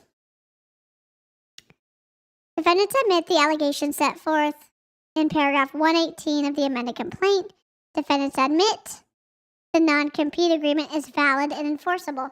I thought non-competes were not enforceable. FTC. Non-compete clause rulemaking.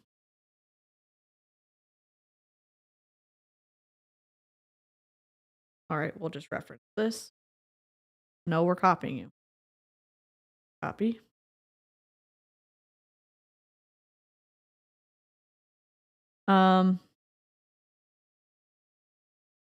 About 1 in 5 American workers, approximately 30 million people, are bound by a non-compete clause and are thus restricted from pursuing better employment opportunities. A non-compete clause is a contractual term between an employer and a worker that blocks the worker from working for a competing employer or starting a competing business. The proposed rule, the Federal Trade Commission proposes to add a new subchapter J consisting of Part 910 to Chapter 1 in Title 16 of the Code of Federal Regulations. Can't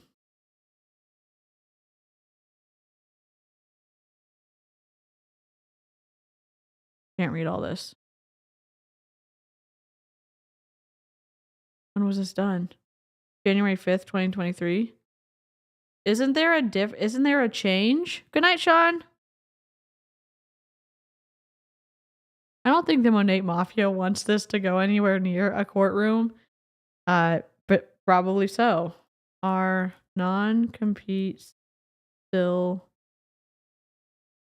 On May 7th, 2024, the Federal Trade Commission published a final rule that effectively bans all non-compete agreements between employers and workers as unfair methods of competition and requires employers to refrain from enforcing most existing non-compete agreements.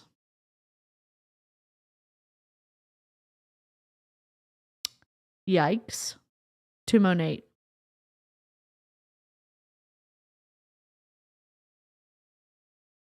I think there's a new limitations on them, but in a role like Stuart's, they can still be legal. Okay.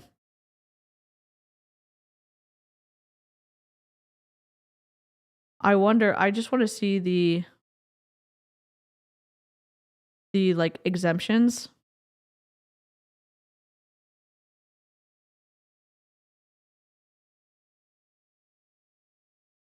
The commission found that employers have several alternatives to non-competes that still enable firms to protect their investments without having to enforce a non-compete.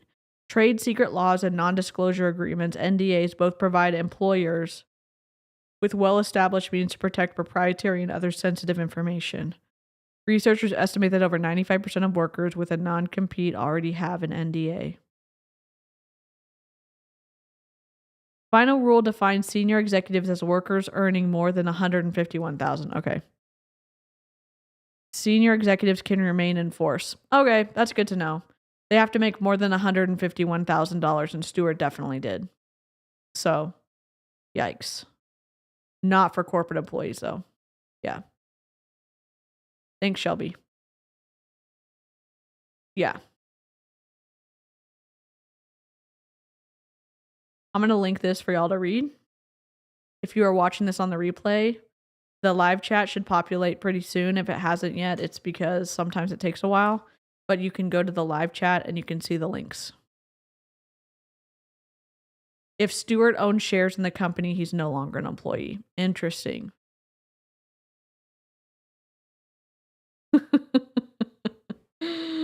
Oh, go to the mattresses for sure. Oh my God. All right, let me see what is going on with this.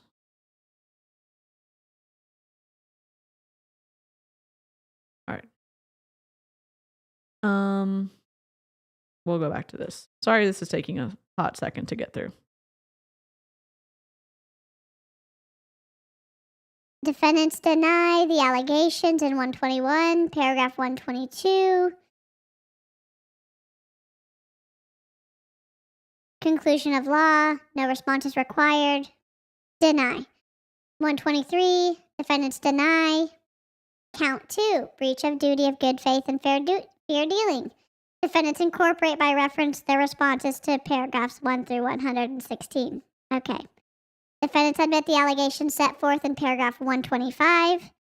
Number 126, defendants admit the non-compete agreement is valid and enforceable. Interesting.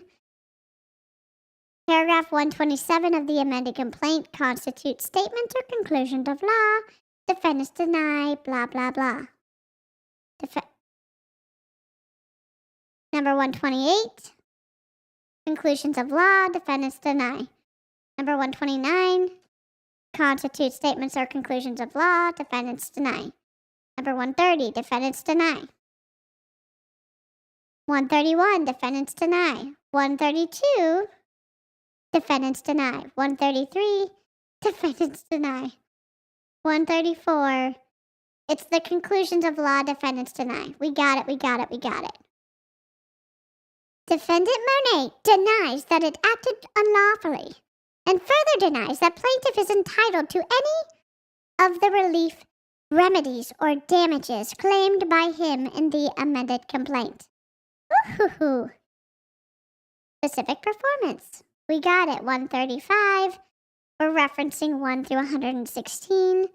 Defendants admit the allegations. 137. Defendants admit the non-compete agreement is valid and enforceable. 138. Defendants deny because blah, blah, blah. Hi, Nameen. We are reading the response from Monet to Stuart MacMillan in the lawsuit in Baby Snark to make it more interesting, but the past 2 pages have not been interesting. Other than we found the organization. I'm looking to find, I'm looking to see Stuart started this thing called the Lighthouse Collective. And allegedly during that, at one of those events, is why he got schmerminated. He got terminated from Monet. So I don't know if there's a video available to see. I'm sure he would have not made it public or whatever, but I don't. My question is, if Connie went to that event, is Connie the one that's been ratting out Stuart to Monet if it wasn't recorded? Because if Connie's still employed by Monet, how is that possible if Tony went to the event and Tony was terminated? I just have a lot of questions about if it wasn't recorded, do they have somebody following Stuart around and listening to every single word so that they were looking for a way to terminate him? I don't know.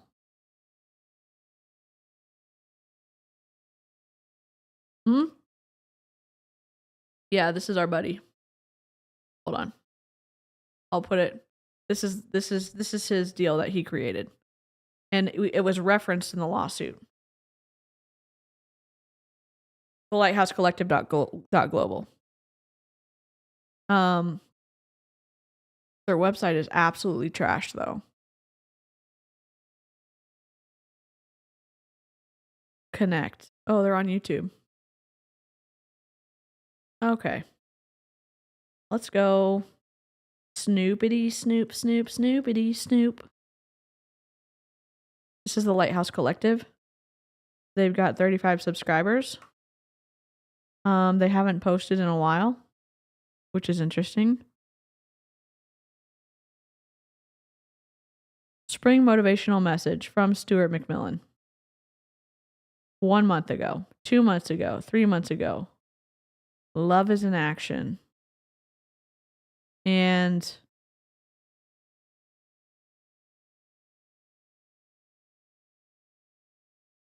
wow. Okay. The Lighthouse Collective 2024. Somebody spoke at this event and they recorded it and it popped up on my other search.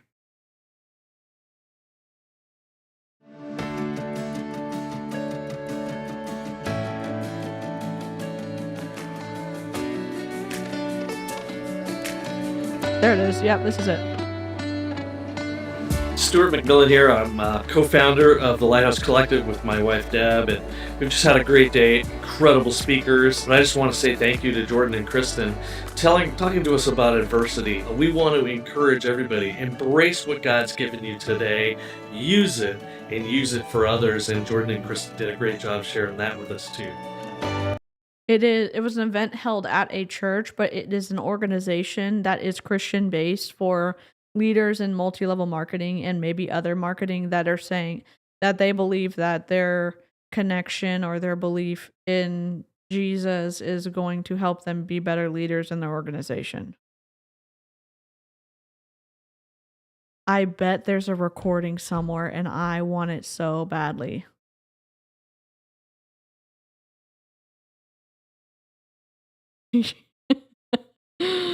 Oh. If he posted anything, that would have been evidence. Yeah. Yep. It could be, but the thing is, they terminated him for allegedly recruiting them into some other MLM, into some other company. That's their accusation. Adversity, as in Aunt Thelma won't sign up to boost my numbers so I can make rank. Oh my God. So they're denying all of this. I'm going to go through. Defendants admit in 140 that plaintiff requested information about Monet's financials. Defendants lack knowledge and information sufficient to admit or deny the remaining allegations set forth in paragraph 140 of the amended complaint, and on that basis deny such allegations.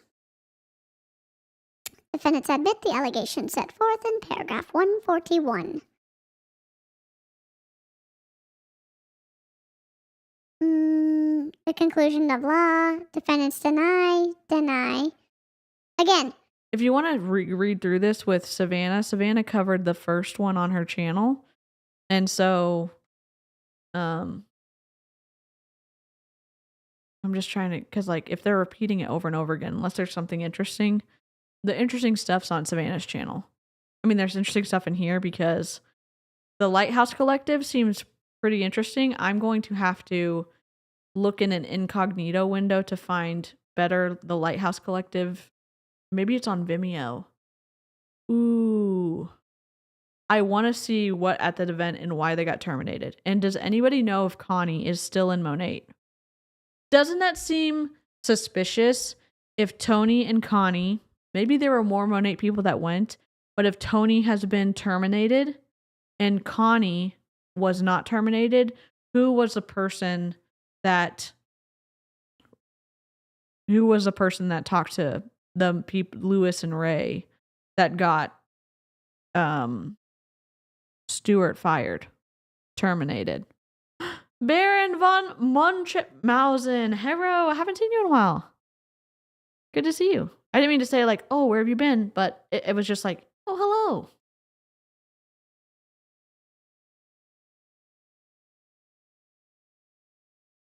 declaratory judgment.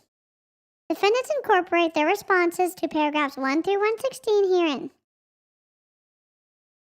Deny in 147, 148, admit, 149, deny. This is just deny. These are a lot of denies. We can read some of this after. Defendants deny that they acted unlawfully and further deny that plaintiff is entitled to any of the relief, remedies, or damages claimed by him in the amended complaint. Count 5. Account stated. Monet. Number 157. Defendants incorporate their responses to paragraphs 1 through 116 herein. Defendants admit that Monet and plaintiff entered into the non-compete agreement.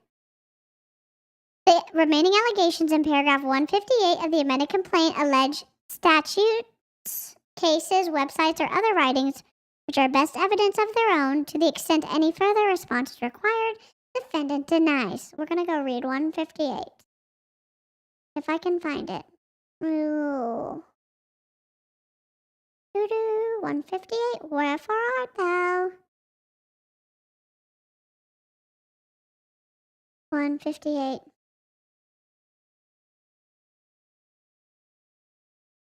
Oh, it's boring. Never mind.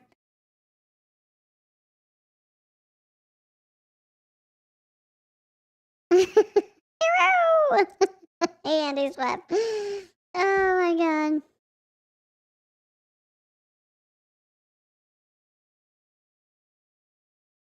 Oh, I love that. I love it. Listen. Is there any way 4 of y'all can lick the stream so I can get to 90? Although we are at 86, which is an even number, which I appreciate, but we're kind of close to 90. So is there any way that y'all could lick the stream? It tastes like legal documents and broken dreams. Defendants admit the non-compete agreement is valid and enforceable. Paragraph 160 of the amended complaint constitutes statements or conclusions of law. Oh, thank y'all. 94. What a good even number. Defendants deny such allegations. 161. Defendants deny. A lot of denying. Count 6. Ray. I'm just seeing if there's anything interesting in here. Deny. Wait. Number 167, defendants lack knowledge and information sufficient to admit or deny the allegations. Set forth in paragraph 167. MacMillan accepted being underpaid throughout his near 9 years working for Monet in exchange for annual bonuses based on Monet's profits and to share in Monet's profits during and after his employment. Okay. Underpaid. I mean, his base salary was pretty decent. Maybe it was underpaid for what he was worth. This is going to be interesting if it goes anywhere. I hope they don't settle because I'm nosy as hell and I want to like see all the stuff. Yeah, these are our like counts. It probably doesn't show up on y'all's end yet, but this is what I see. 96. Thank y'all so much. Yeah, if you go to Savannah's video, she talks of like they talk about all of the what Stuart was paid and everything. The Nile is a river in Egypt. Yep. Defendants deny allegations 168 through 170. Paragraph 171 of the amended complaint constitutes statements of conclusions of law, and we deny. Deny. Count 7. Fraud and the inducement. Ray. Okay, we're denying. Oh, we admit. 173, we admit. Conclusions of law. Defendants deny in 174. Defendants lack knowledge of information, but we deny. 176, lack knowledge, but we deny. 177 through 180, deny. 181 of the amended complaint constitutes statements or conclusions of law. We deny. Okay. I hope they don't settle. I'm nosy also. No, it was at 84. It was at 84 when I said, "Oh my gosh, can we get it to 90? We're so close." And then y'all bumped it over. We're at 98 right now. So, see. Ding ding. I'm surprised no one when Monet people are here thumbs downing shit. That's mostly just Neela Life and Young Living, but when I do their streams. 184 of the amended complaint constitutes conclusions of law, and we deny. That's for 185, 186, 187 through 189, we deny. 190, conclusions of law, defendants deny. Count 9. I'm so bad at Roman numerals. Lewis. Defendants admit plaintiff and Monet, blah, blah, blah. Repeated. Paragraph 193, conclusions of law, and we deny. Conclusions of law, we deny. Conclusions of law, we deny. 196 through 198, defendants deny. And 199, defendants deny. Count 10, defamation. Ooh. Is Kitty trying to love bomb us? Earlier, it was a love fest for y'all members, for sure. For sure. Kitty was next level earlier. I mean, all of y'all were. Aaron gifted memberships. Y'all were acting wild in the chat for sure.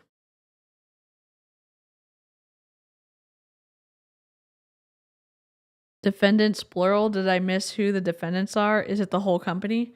The defendants are Monet as an entity, Ray as an individual, Lewis as an individual. Oh my gosh, kitties! Oh my gosh, we'll have to do a welcome to Illyria real quick. We'll take a break from this. Hold on.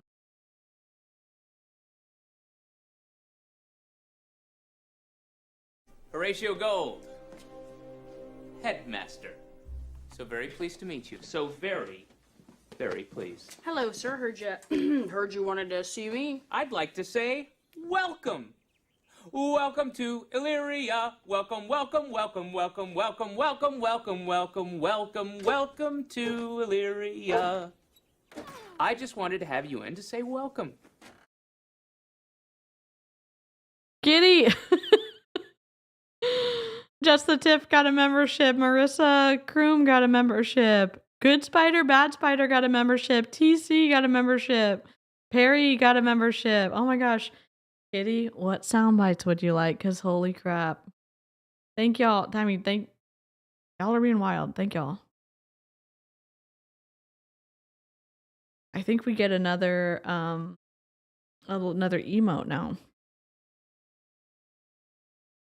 They should just write Stuart is a liar and we deny everything. Just kidding. Oh, a lying liar who lies. That's how this is reading to me. Dora? Okay.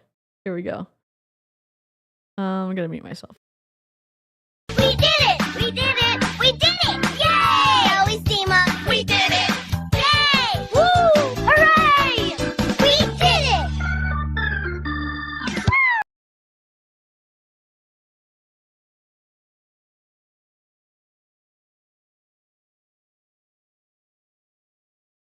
I don't know where I put my swiper no swiping, but this is also for this is how I feel like Monet is what Monet is saying to Stuart. You sit on a throne of lies. Also, this is probably the soundbite for this entire lawsuit. Hold on.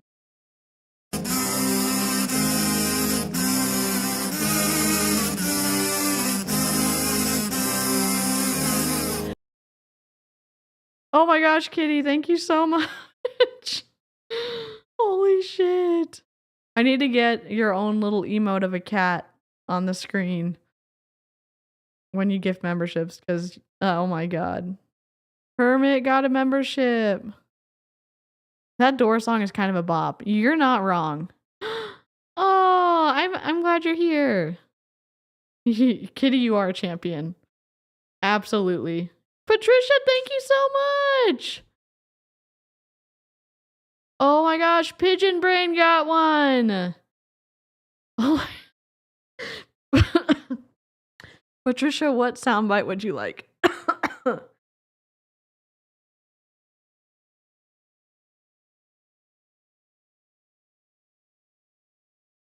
Well, we're moving on up to the east side, to a deluxe apartment in the sky. Oh my god, Kitty. Holy cow. Y'all, Kazoo's in the chat for Kitty and Patricia and everybody who gifted memberships. Welcome to the snark side of the internet. Yeah, welcome to the snarky side. Something from Toy Story? Okay. I got you. I think. Where is Disney?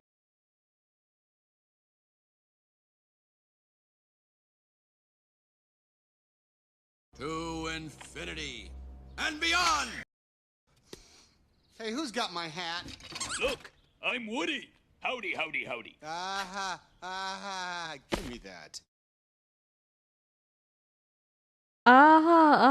Give me that.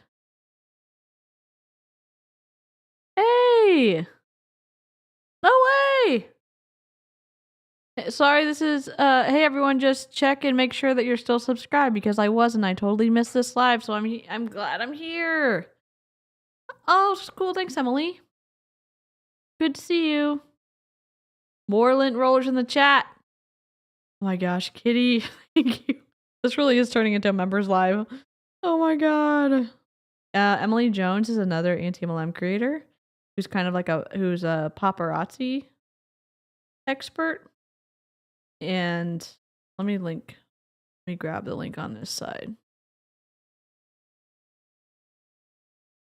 I'm just trying to update my Nightbot. Here's Emily. The defendant's denying that their name is Monat. No, I think I was messing around earlier too. Kitty, thank you so much. Let's see. Oh. This is probably from Monet too. The unsuspecting stranger had better know the truth of wrong from right. 'Cause the eyes of the ranger are upon you. Walker, Texas Ranger. It's a bop. Y'all are being so wild. Tracy got a membership. All right, let's keep reading. Thank you so much, Kitty.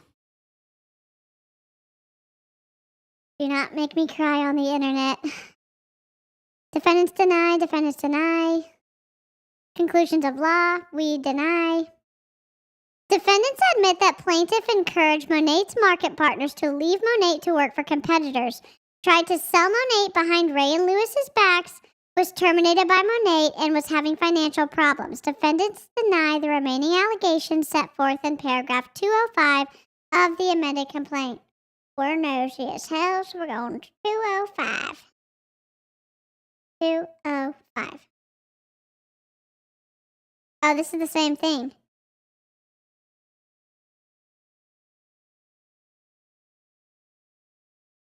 I want to find out about the recently purchased multiple homes. So I'm going to look at it real quick. I'm going to see. Don't worry, I'm not going to share anything. I just want to be able to determine if this is a thing.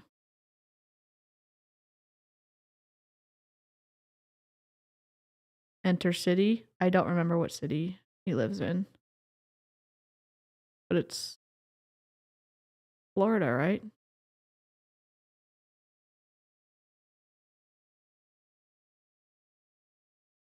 Is his first name Alistair? How old is he? I think he's like 55 or 60. Oh, we know what his wife's name is, so hold on. I know what his wife's name is. Debbie. Debbie. Find. Deborah. Nope. I wonder. It's not Alistair.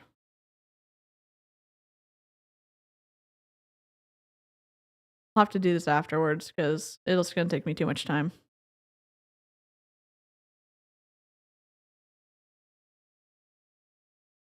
Here we go. Defendants, that was a paragraph we already read. So, defendants deny, defendants lack knowledge, defendants deny from 206 to 208. Defendants admit the allegations set forth in paragraph 209. Defendants admit that Monet put out an official statement in which it stated that plaintiff was terminated by Monet. Defendants deny the remaining allegations set forth in this paragraph. Where's the statement? Stuart, Monet, official statement, Stuart MacMillan.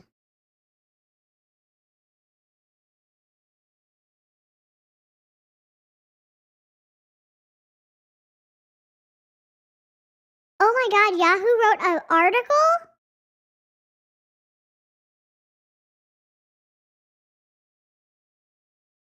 Whoa, whoa, whoa, whoa, whoa. Whoa.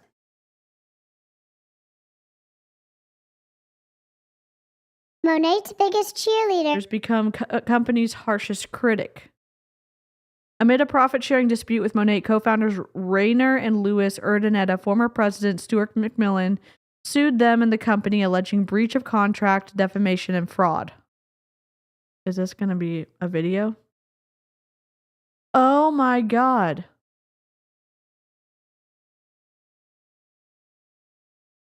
Okay. The ad is rolling. Former president has gone from the company's biggest cheerleader to its harshest critic. He's got the inside knowledge and financial incentive to do that. As he turns against his former employers in court, I'm turning it up. He paints a stark picture of alleged fraud affecting customers, employees, and the government. Don't let the haters dictate to you what you can and cannot say.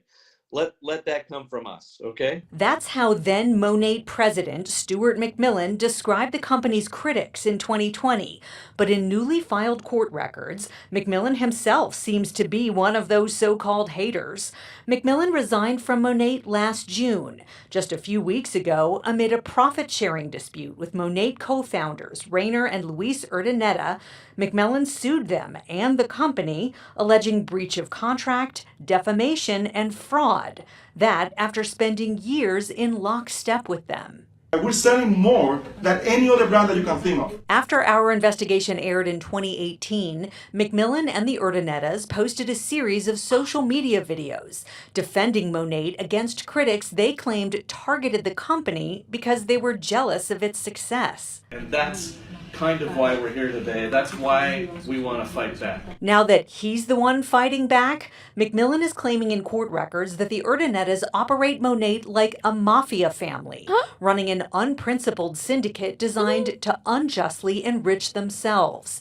He says the Urdanettas created a hostile work environment where any complaints from employees or independent contractor market partners were met with skepticism, criticism, and retaliation. You need to let me know if this water's too warm, okay? Las Vegas stylist Tony Miller, You've got a lot of breakage there. knows about that firsthand. The only hair transformation that I am seeing with my clients is hair loss. After Miller spoke to 13 Investigates in 2018, Monet sued her for defamation. Just last month, she rejected the terms of a settlement offer from them, so the case remains unresolved. You never wanted to say you were having a bad reaction to Monet because of what would happen. People jump on you. 13 Investigates also spoke to former market partner Erin Ostby in 2018. She saw firsthand the online backlash where women reporting problems were blamed and shamed. The young Las Vegas mother stopped selling Monet after her own hair began falling out. I was crying to my husband, and not over just my hair, but what had I done? Multiple class action lawsuits document problems with Monet products and accuse the company of running a pyramid scheme, operating more like a cult than a legitimate business. In court records, in Facebook groups with thousands of members, and in on-camera interviews, consumers report balding, scalp sores, and substantial hair loss after using Monet. Oh my God. The FDA has received hundreds of adverse event reports, and 13 Investigates exposed Did you see that kid with the hair loss? Monet market partners who were posting false claims of FDA approval. MacMillan's lawsuit claims he... Listen, go watch Savannah's video. Savannah has the original video of Tony back in the beginning saying that the products were FDA approved or whatever. Savannah has that original video. So, like, go watch Savannah's stuff. He regularly advised the Urdanettas that they were potentially violating regulations governing beauty products and related advertisements. He never came forward about that during our investigation, refusing every request we made for on-camera interviews and deferring instead to a publicist to deflect and discredit concerns expressed by consumers across the country. I literally had almost a baseball size of hair in my hand. It was supposed to strengthen your hair. It was an expensive product, and I thought it would help my hair. But instead, I'm devastated with what my hair looks like right now. There's nothing in the products that would cause this kind of reaction in a large population. There Really? Okay. just isn't. You can rub it in your skin. You can drink it if you like.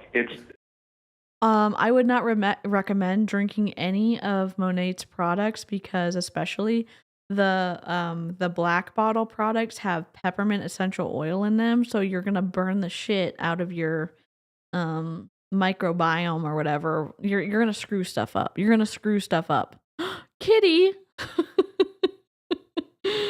Oh my god. Okay, welcome to Illyria, everyone.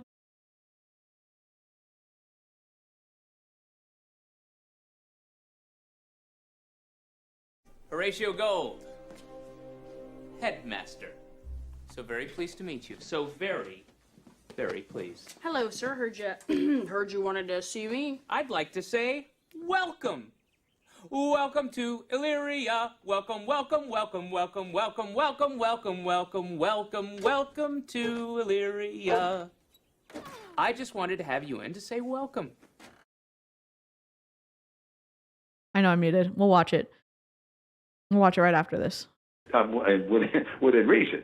But it's not going to cause this kind of reaction. But MacMillan's lawsuit accuses the Urdanettas of making proclamations about Monet and its products on social media that were not supported by the facts as they existed at the time. And he says the co-founders insisted on improperly changing the formulas for Monet's beauty products in order to increase profitability, ignoring warnings from Monet's chief science officer. MacMillan also claims financial malfeasance in his lawsuit, citing multiple alleged violations of state and federal law. He says Monet... Why did you stay so long then, Stewie? Why did you stay so long in a company if they're doing all this stuff and you just sat and gaslit us when we said, hey, there's an issue, and basically we're haters and it's unfounded, and now when you bring the lawsuit, all of this stuff comes out that allegedly confirm everything that anti-MLM and people who were using the products were saying, hey, there's a red flag. What? Stuart. Kitty, you're incredible. I don't even know what to say. I appreciate it. I wish I had something more eloquent to say, but I appreciate it. I will be giving membership starting April 1st, not April, May, June 1st, so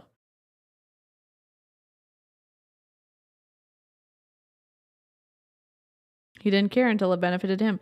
Yeah, and I mean, it's like, I just wonder, once you know, how do you sleep well at night?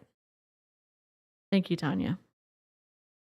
I feel the love, even like just from people who are come back and subscribe. And I know finances are tough for a lot of people, and gifting memberships is like my favorite way for y'all to support the channel, because it means other people get to enjoy more content in the Discord and stuff like that. Monet, Chief Science Officer, the one dude that owns a lab coat. Nate employed Urdaneta insiders, family members, and friends to no-show non-existent jobs, sometimes paying them under the table.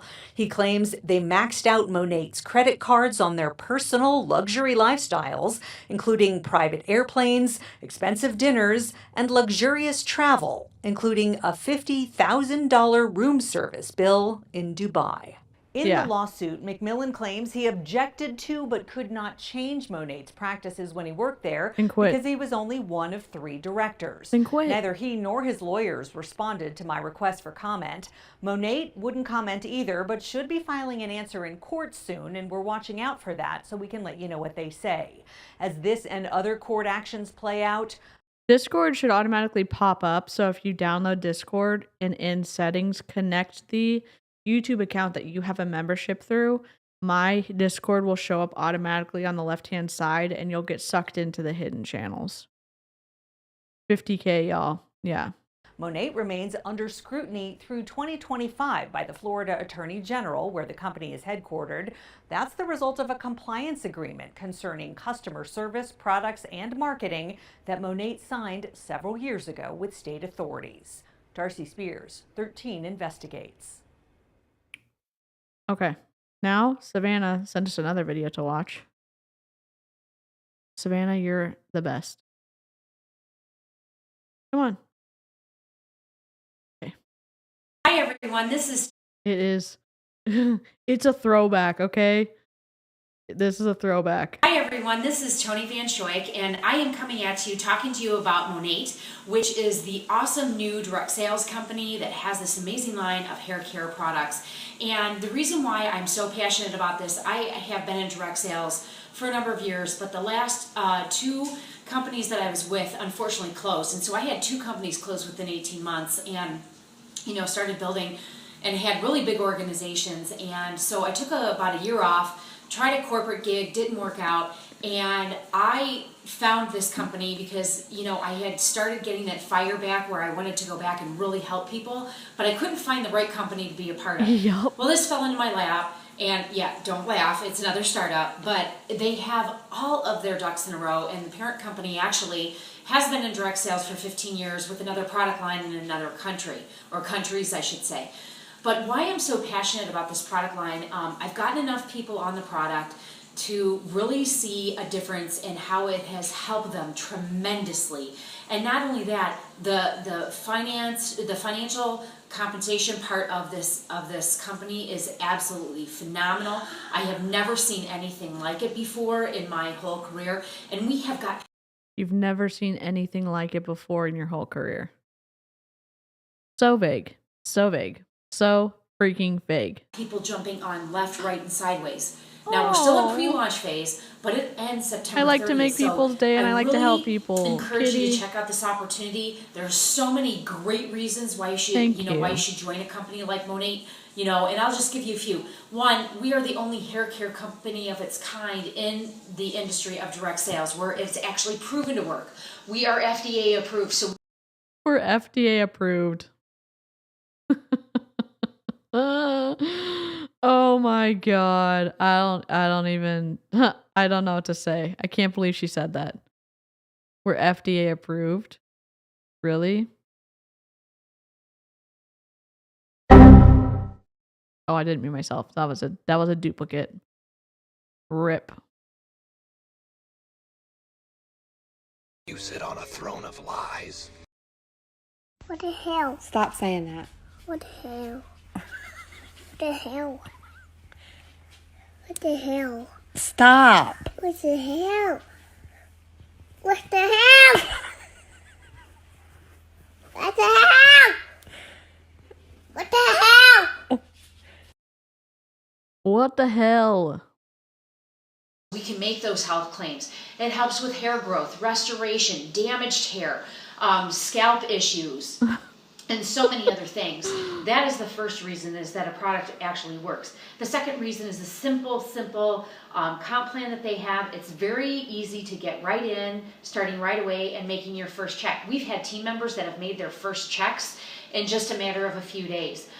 In just 3 short weeks that we have started, we have almost 20 team members. I actually am fortunate enough to have this amazing team where we... Someone just fucking covered the microphone and now we can't hear. Okay.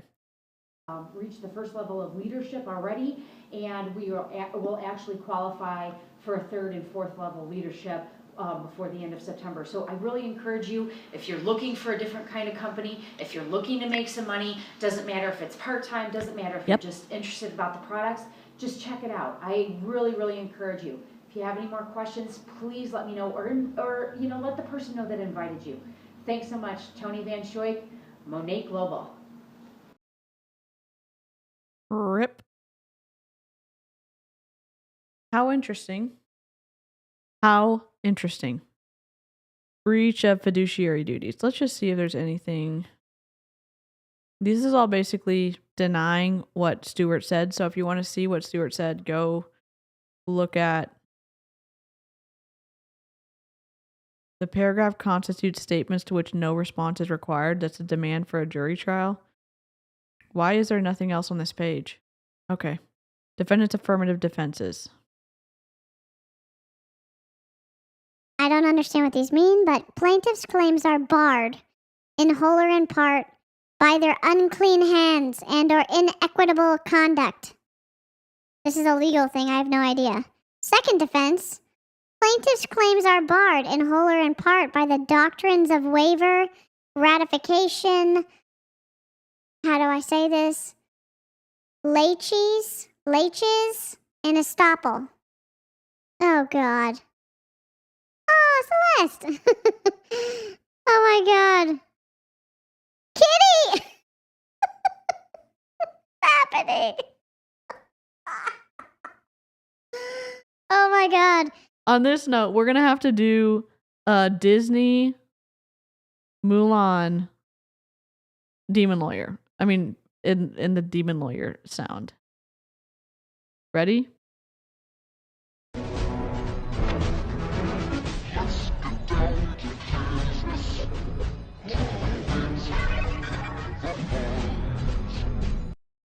Thank you so much. Welcome to Illyria, our newbies.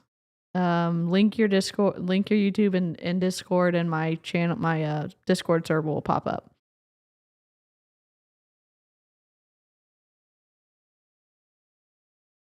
Okay, these are all legal things that I don't understand, but I'll just scroll through slowly so y'all can see them.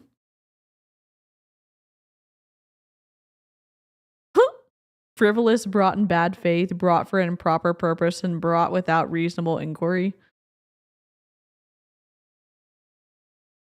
9th defense, 10th defense.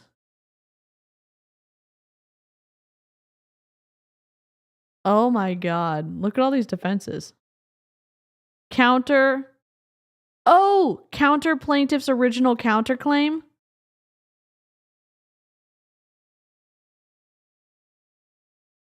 Oh. Okay, here's shit. If a person involved in a contract does something sketchy, they don't have a right to remedies. Also, late cheese is a dumb thing that isn't really involved in this thing. Oh. See, I wish I wish I understood this shit. Reverse the polarity. Yep, Tiff, that makes sense. Oh, Tanya.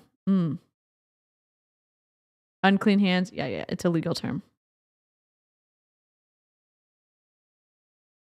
On June 29th, 2023, Monet terminated MacMillan, who had served as Monet's president, as a result of his gross mismanagement and lack of professional judgment.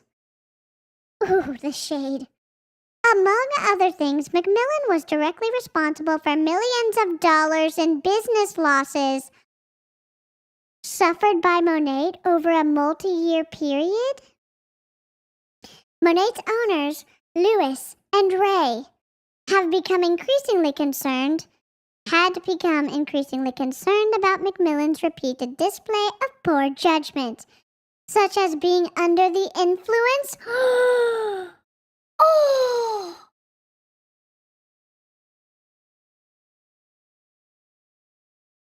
Proverbial shots have been fired. They claim that MacMillan was under the influence at work events? Oh my God. In disclosing Monet's confidential and proprietary information while inebriated? We should have skipped everything and just come to this part. Ultimately, they decided the company and its independent contractor sales force, market partners, or collectively, the field, should not suffer any further as a result of MacMillan's lack of self-awareness, business acumen, and sense of propriety. Oh my God. The Urdanettas also learned that before and after his termination, MacMillan had been sowing seeds of discontent among Monet's market partners, customers, and employees behind the Urdanettas' backs for many years while pretending to protect and advance Monet's business interests. Oh my God. Worth it. Okay. All of the boring stuff that we read at the beginning, even though we found bits and pieces of tea, worth it. Worth it. Worth it. Oh my God. So, question, now that they're this counterclaim, is Stuart going to have to address the counterclaim as well?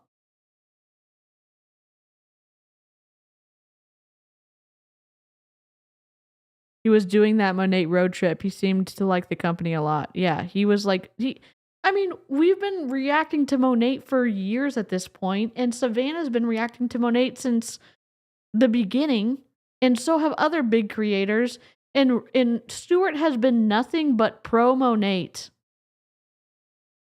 And every single thing that we've seen. Hey, Tori.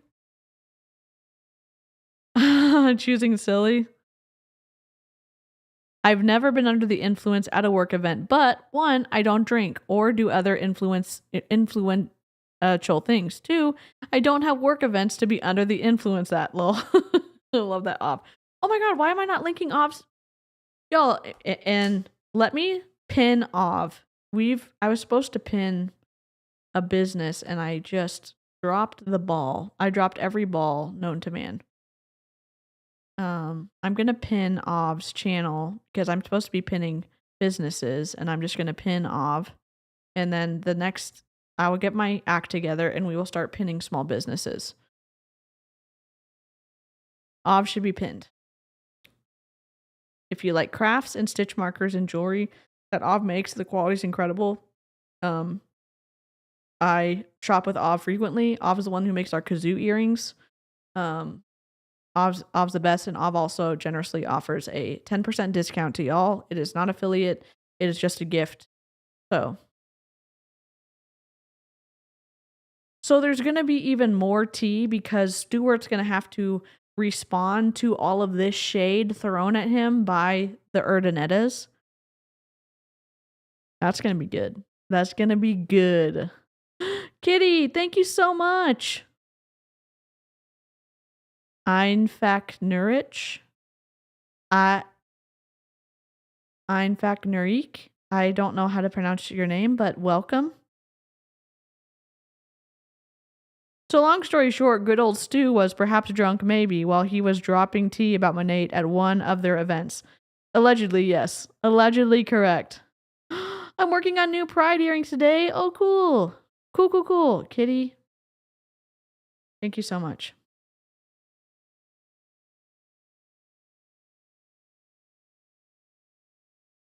MacMillan had a habit of making poor decisions and then placing the blame on the Urdanettas to gain favor with Monet's market partners.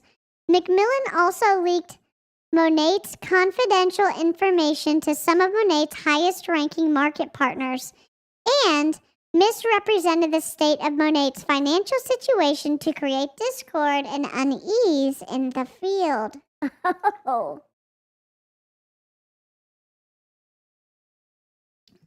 After his terminations, MacMillan's attempts to interfere with Monet's business have continued unabated. Because MacMillan's misconduct constitutes actionable breaches of contract, fiduciary duties, and tortious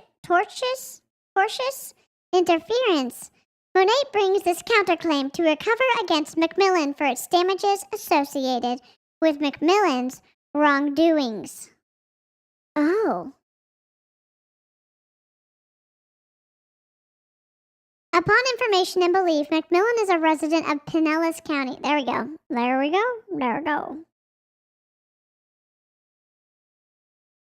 Please hold. Pinellas County, Florida. We're just gonna search again. Search.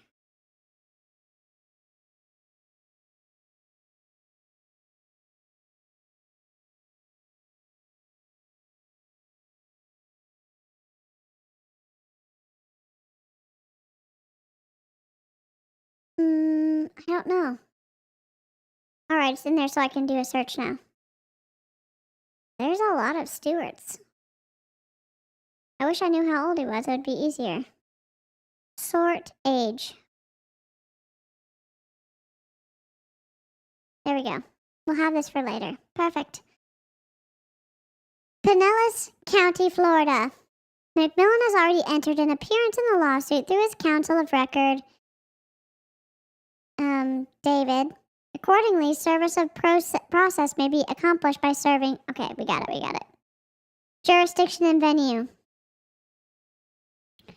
This court has subject matter jurisdiction over this counterclaim because it is an action for damages in excess of $50,000. Okay.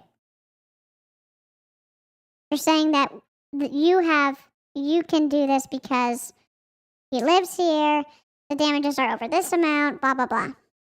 Relevant facts. Here we go. Monet is a family-owned business that values its market partners. Ray and Louis Urdaneta immigrated from Venezuela to the U.S. in 2000 and 2009, respectively. In 2001, the Urdanetas started a successful beauty care business in the U.S., Alcora Corporation, exporting high-end cosmetics and beauty products to countries in Central and South America. In 2014, the Urdanetas decided to leverage their experience gained through their successful line of health and beauty products by launching a new direct sales business into other markets, including the U.S. and Canada. Ray and Louis developed the concept, business plan, and branding. They already had all of the infrastructure they needed to start their new venture, including successful product formulas and intellectual property, banking relationships, storage and fulfillment facilities, a private label cosmetics manufacturer, and other strategic vendor relationships. The company would be well capitalized by funds accumulated by the Urdanettas from their prior successful business ventures. Thus began Monat, the global leader in naturally based anti-aging, hair care, skin care, and wellness innovations. The Urdanettas envision Monat inspiring billions of people to improve their lives through a community of independent market partners. Having put all of the pieces in place for their new enterprise, Monet decided to hire someone to handle the day-to-day operations so that they could focus on Monet's larger worldwide vision and goals.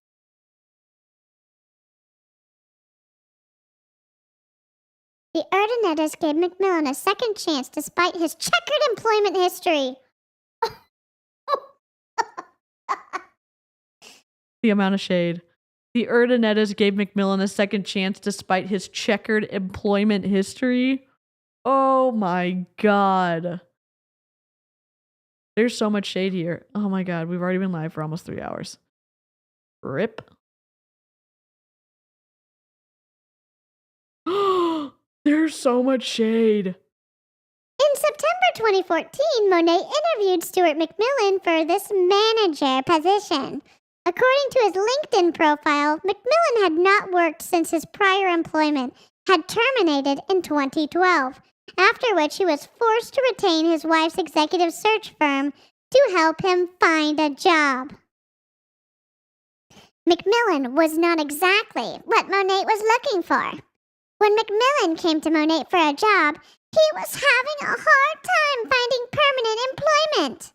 Earlier that year, MacMillan had been appointed interim CEO of Telex Free Inc., a multi-level marketing company purportedly selling voice-over internet telephone services. During MacMillan's tenure with Telex Free was found by regulators to be an elaborate $3 billion Ponzi scheme that had significantly harmed almost 2 million people worldwide. God. One of Telex Free's founders, James Merrill, pled guilty to criminal charges and was sentenced to 6 years in federal prison. Telex Free's other founder, Carlos Wanzeller, fled to Brazil and remained a fugitive there until his Brazilian citizenship was revoked and he was ordered to be extradited to the U.S. God.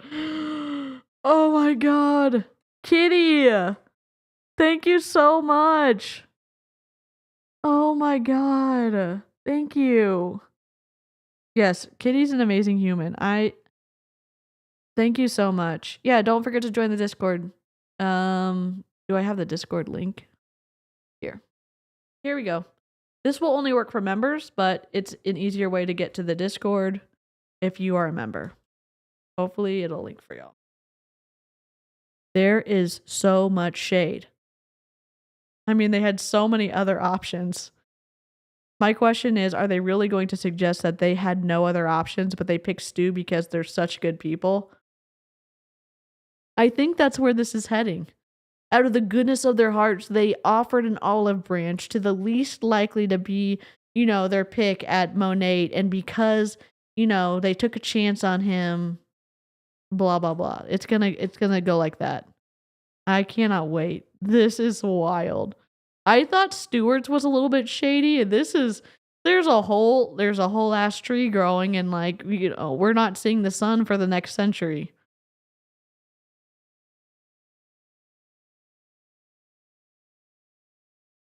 What soundbite would you like? We'll take a soundbite break because I think we need to. Oh, here we go. Here, we'll do this real quick, and then we'll play Kitty's soundbite. My dear, sweet child, that's what I do. It's what I live for, to help. Poor unfortunate souls in pain, in need. Tanya, thank you so much. I know I was muted. I'm going to play Welcome to Illyria. Horatio Gold, Headmaster. So very pleased to meet you. So very, very pleased. Hello, sir. Heard you wanted to see me. I'd like to say welcome. Welcome to Illyria. Welcome, welcome, welcome, welcome, welcome, welcome, welcome, welcome, welcome, welcome to Illyria. I just wanted to have you in to say welcome. I'm so stunned I can't even do the windshield wipers. Carmen and Tanya, holy guacamole. Thank you. And Kitty, thank you. God. Holy crap. Carmen. Let's go. 17 weeks sober. Dora is coming right up, and let me know what soundbite you'd like. We did it! We did it! We did it! Yay! Always team up. We did it! Yay! Woo! Hooray! We did it!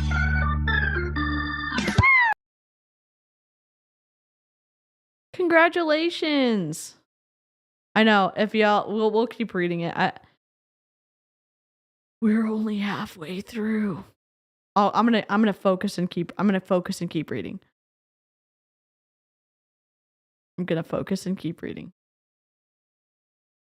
Welcome new members. Holy crap. Did the Discord link work? Yeah. Yeah. Are you a member? Join the Discord here. Make sure to link your YouTube account in Discord to see the invisible channels. Yep.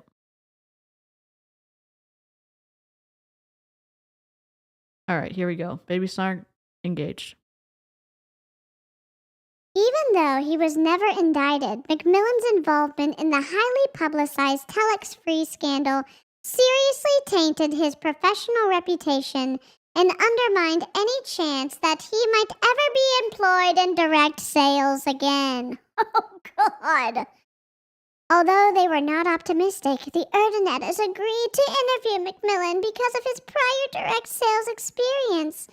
MacMillan interviewed well, telling the Erdenettas that he had experience running other direct sales businesses. No shit. He also represented that he had been a keynote speaker at some direct sales events around the world, including South America, the UK, and the Caribbean.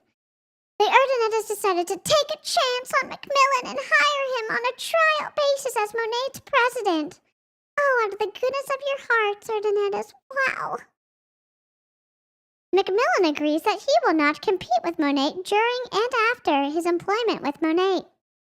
MacMillan's initial employment agreement with Monet was an offer letter dated August 26, 2014. Under that agreement, MacMillan was eligible to receive a percentage of Monet's profits based on the performance of the company. As a result, MacMillan became a highly paid employee, receiving millions of dollars in compensation in a few short years. In 2019, however, MacMillan began expressing his desire to retire in the near future and asked the Erdenettas to modify the profit-sharing provisions of his employment agreement to guarantee a minimum amount that he might receive after he retired. The Erdenettas recognized that MacMillan was nearing retirement age, and based on its family-centric culture, the Erdenettas wanted to accommodate MacMillan's request and give him a soft landing into retirement. Oh wow, aren't y'all special?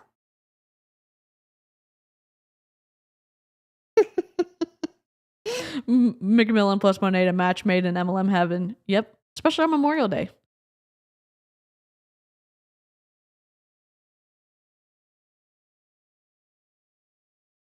Why did you hire him anyway? Oh wait, probably because they are sketch, and so he'd be compliant with the sketch.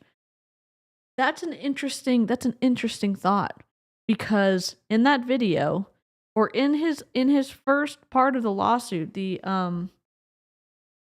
amended complaint, he says they were doing all this stuff, and he's been there since 2014. So like, did he turn a blind eye? Did they know he was going to turn a blind eye because of his association with Telex Free? Who knows? Who knows? Oh my God, this paragraph. In exchange, however, Monet wanted assurances that when MacMillan retired, he would in fact leave the direct sales industry behind and find something else to keep him occupied.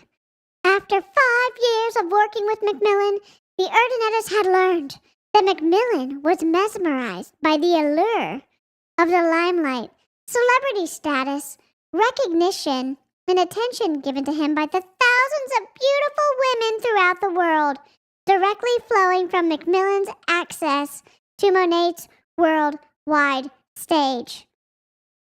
That's shade. That is shade. He likes attention from women, and he got it because there's mostly women in Monet. Wow. Wow. Kitty, thank you so much. Cody, welcome. They're certainly special, all right. The Erdonettas were sincerely concerned that MacMillan would not be content to truly retire, especially after MacMillan let slip that the direct sales industry was all he knew. They did not want to agree to guaranteed semi-annual payments of equaling millions of dollars for MacMillan to retire to another direct sales opportunity. As a result, the Erdonettas thought it only reasonable to ask MacMillan to agree to restrictive covenants, including non-competition, non-solicitation, and non-disparagement in exchange for years of guaranteed post-termination payments. Not surprisingly, MacMillan was more than willing to accept this unbelievably generous arrangement because it guaranteed that for every year he had worked at Monet -1, he would receive a minimum yearly payment of $800,000. If the profit calculation exceeded $800,000, he would receive more, up to a shocking $2 million annually, for finding a new hobby and hanging out with his grandkids. Who wrote this? Oh my god. There's so much like undercurrent of like shade in this. I mean, I definitely believe that though. Yeah. Julio, hi. All hail baby snark. Oh my god. I can't chat in Discord. Did I link the wrong thing? I'll figure it out, Kitty. I'll figure out the Discord and make sure it's right tomorrow. I can't fix it right now. It sounds like Baby Snark wrote this. I know. Oh, good. Yeah, we definitely missed you. I'm glad that you're recovering. I know how difficult it's been for me to recover from my surgery at the end of 2023, and I hope that mentally and physically you're on the mend. Oh my gosh, Julio got a membership. Thank you, Kitty. Imagine the Erdonet is looking over the attorney's shoulder saying, "Don't forget to hammer home how wonderful and generous we are." Yep. The Erdonettas believed their largesse would be more than enough to incentivize MacMillan to truly retire, walk away from the direct sales industry, and not poach Monet's employees, market partners, or customers. As a result, on October 19th, 2019, MacMillan and Monet executed the amended and restated profit-sharing, confidentiality, non-compete, non-poach, and bonus opportunity agreement with Monet, the non-compete, which superseded all of the agreements between MacMillan and Monet. A true and correct copy of the non-compete is attached hereto as Exhibit A. Unfortunately, the Erdonettas underestimated MacMillan's willingness to abandon his friends, toss out his scruples, and put his own self-interest above the people he purported to care about, including Monet's thousands of market partners. Oh my god. Good night. Thanks for hanging out. Oh my god. Whoever wrote this speaks baby snark at all times. The last sentence of this? Unfortunately, the Erdonettas underestimated MacMillan's willingness to abandon his friends, toss out his scruples, and put his own self-interest above the people he purported to care about, including Monet's thousands of market partners. Oh! They're not playing around. This is actually way more fun to read than the beginning of it. I don't even know what to say.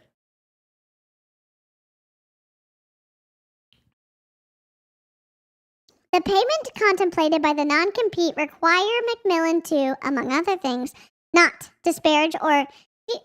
Do y'all see how like effective the italicized not is if we're talking about like font formatting? Like obviously this is just a legal document, but do you see how effective that communicates something? Like when obviously it's in Times New Roman, I get it, or it's in Garamond, whichever one it is, and you have this italicized not right here and right here.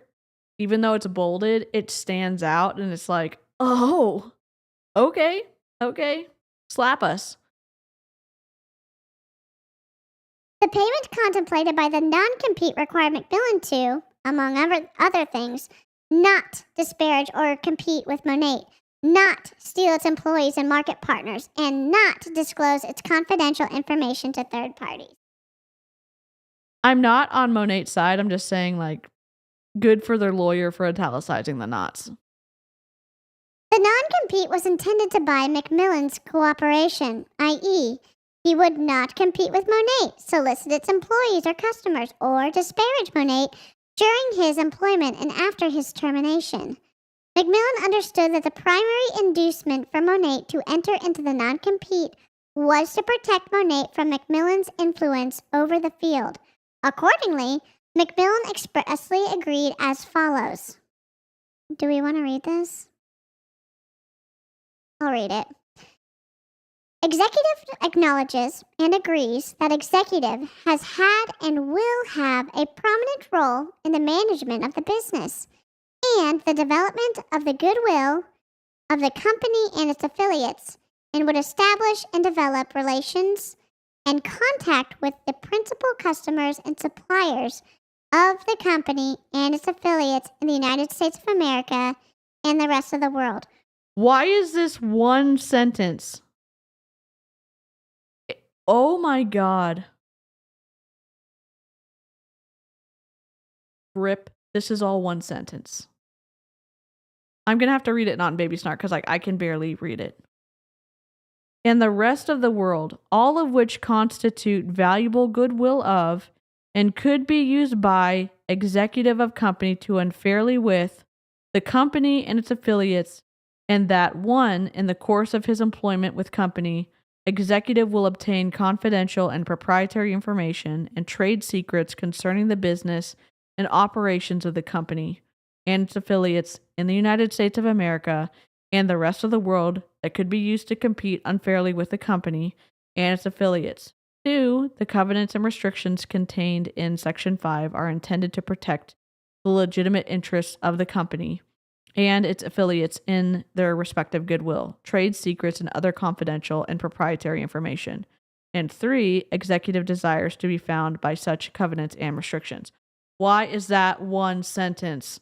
Oh my God.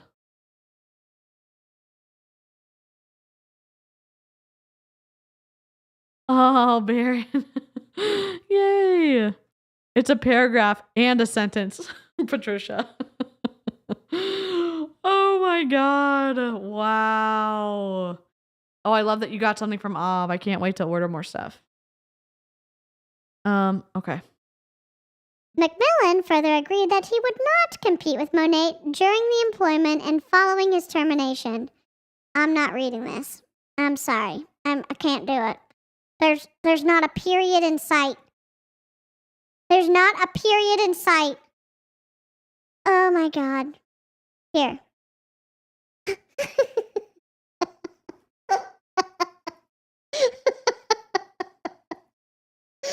Oh God. There's a semicolon.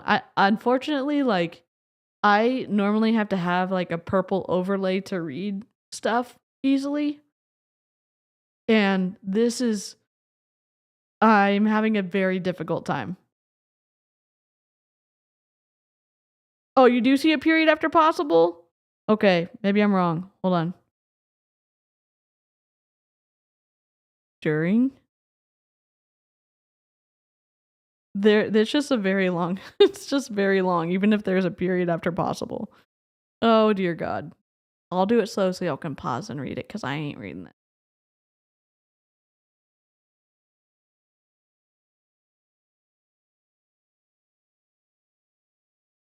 Scroll down. Okay. Paragraph. All right, I see it. I see it. You're right. Oh, right here. There's multiple periods. Let's go.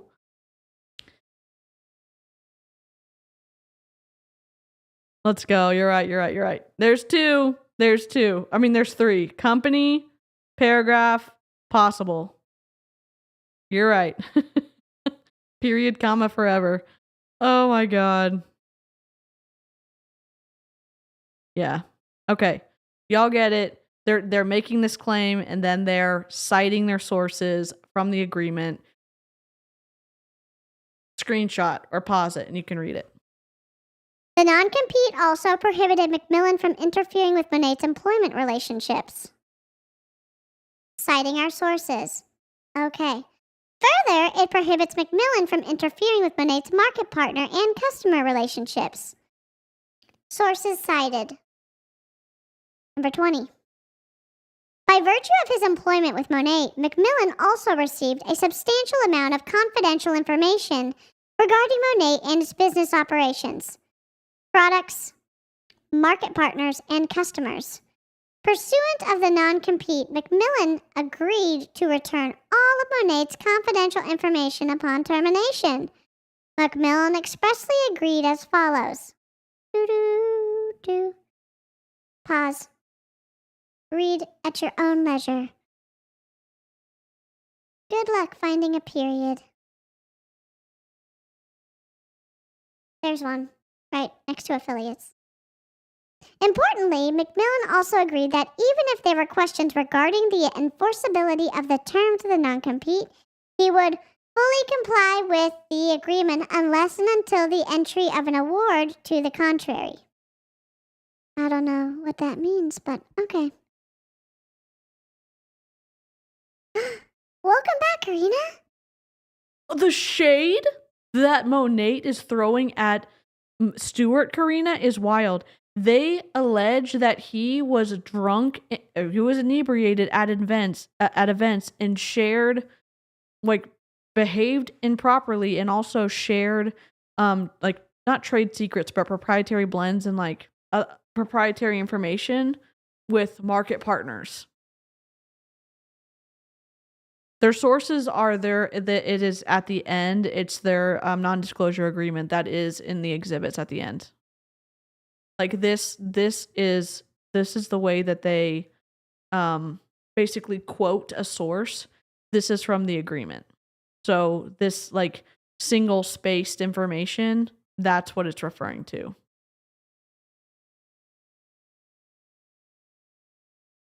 MacMillan's mismanagement and poor judgment substantially harmed Monet. During the last years of MacMillan's tenure as president, Monet experienced 3 years of plummeting losses and sales declines. There it is.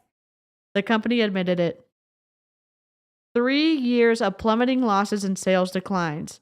Is that because of anti-MLM? What? Or is it because of Stuart? Or is it because of y'all? We don't know. MacMillan's recklessness resulted in inventory control problems on a massive scale, widespread attrition. I thought y'all were responsible for inventory. Wouldn't inventory control problems be directly tied to the fact that y'all have a sale every single day of our lives? What? Bye, Kitty. Thank you so much for everything. I hope you have a good evening or day wherever you're at.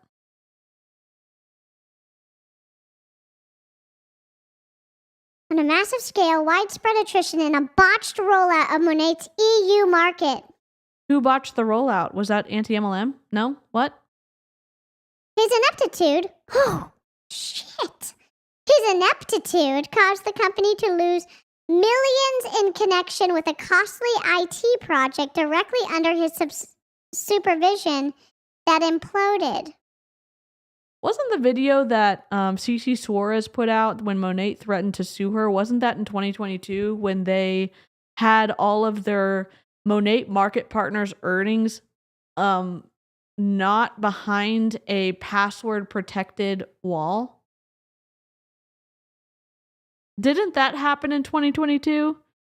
Is that associated with this stuff? Is that why there was no password on that? I just wonder. I'm just wondering. In 2022 alone, MacMillan was responsible for millions in business losses to Monet's bottom line directly attributable to MacMillan's inattention, lack of organization, poor communication and interpersonal skills, caustic leadership style that led to a toxic work environment, indecisiveness, narcissism, lack of accountability, unwillingness to change what was not working, poor time management, and an unimpressive business acumen. Oh my God.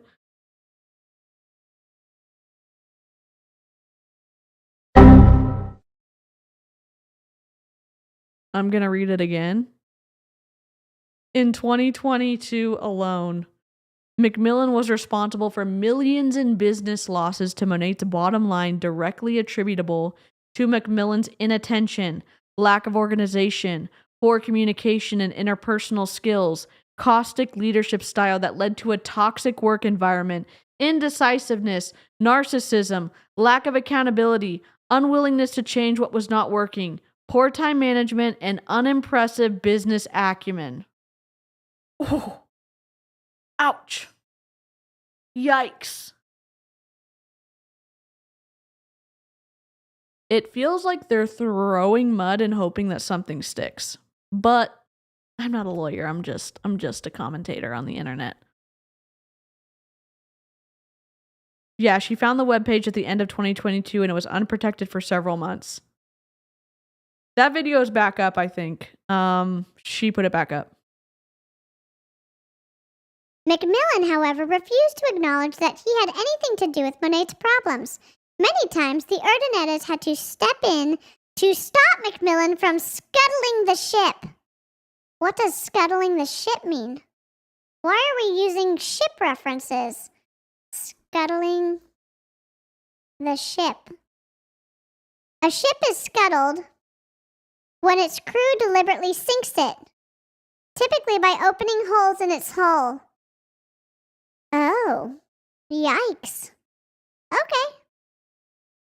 Notwithstanding these facts, the Urdinettes continued to trust that MacMillan was at least trying to act in the best interests of Monet. Unfortunately, as they would later learn, that was not true. Ooh.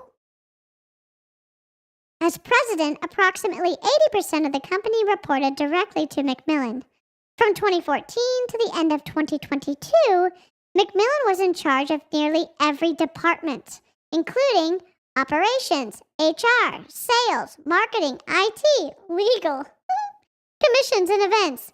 He also directly supervised Monet's international markets. MacMillan exercised control over all hiring decisions and most day-to-day decisions.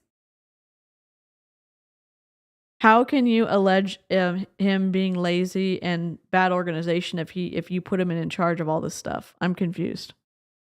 They kept him around as a scapegoat? Could be, cat's meow. If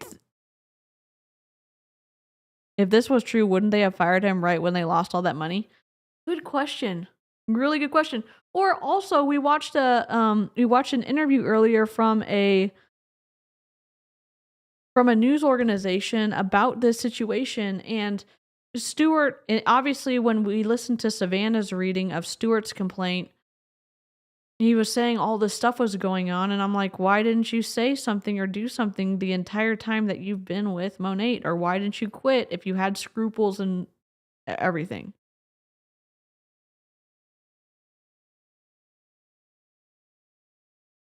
Hey, Emma. Oh, I hope your move goes great. We are starting to link small businesses, so I know you're in. We've linked Ov tonight, and we're gonna spin the wheel and link the next person for the next stream. My spouse is here till Friday, so my streaming schedule is a little bit different right now. So they're not optimistic about hiring Stu. They think he's a terrible employee and not a good fit, but they gave him all that responsibility. Exactly. Exactly. We got questions. We've got lots of questions. Indeed, MacMillan's stranglehold over the affairs at Monet was so severe that following MacMillan's termination, Monet learned for the first time that MacMillan frequently sent internal employee referrals to his wife's executive search company instead of Monet's HR department, an obvious breach of fiduciary duty, so that his wife could collect recruiting fees for what should have come at no cost to Monet. This obviously multiplied Monet's costs, decreasing its profits, and fattened MacMillan's pocketbook. Woof. When the company was not performing as expected, he pressed the blame to the Urdanettas without their knowledge. For example, MacMillan frequently told market partners that the Urdanettas were responsible for out-of-control operational expenses and low profitability. Sadly, because of MacMillan's visibility and access to Monet's market partners, many believed him. Oh. MacMillan's habit of passing blame for unwelcome news to the Urdanettas expanded to everything about which MacMillan did not want to take responsibility, including employment decisions regarding laying off employees and terminating market partners. So, MacMillan was responsible for terminating market partners. That was under his little umbrella. So he was the one that terminated the person who was a low-ranking individual. He was responsible for terminating Angelique. He was responsible for terminating that individual from that made those health claims about COVID, and the Florida Attorney General got I don't know if they fined Monet or not. Like, is that what they're saying, that he was responsible for all that? And so if he was responsible, people saying, "What the hell are you doing, Stu?" It really was under his purview, and he was the one making those decisions. Is that what we're reading in this document? Oh my God. Thank you, Carmen. And thank you, Aradil. Holy crap. Thank you so much. Oh my gosh, thank you. Carmen, holy crap. Let me know what soundbite you're like. Patty the Batty. Oh my God. Just finished watching Hell House LLC and need this to not think about it. Oh my gosh. How are you, Patty the Batty? Listen, live chat is the best. I don't even know what y'all are doing, but thank you.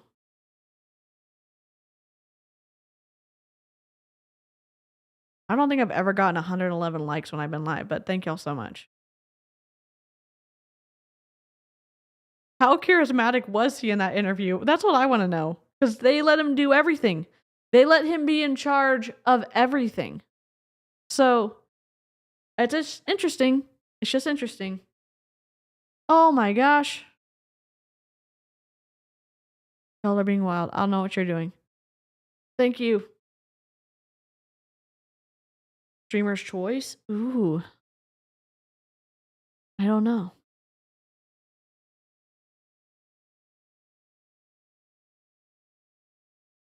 Let me see if I have Leo Tato in here.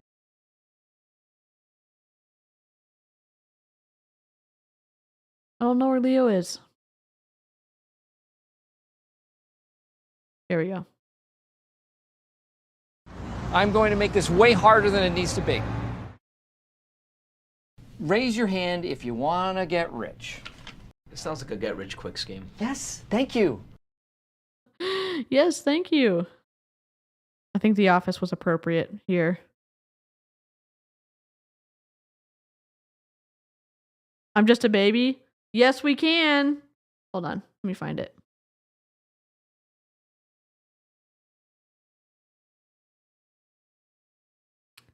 Sorry, this is not as organized as my other one. I have to fix it.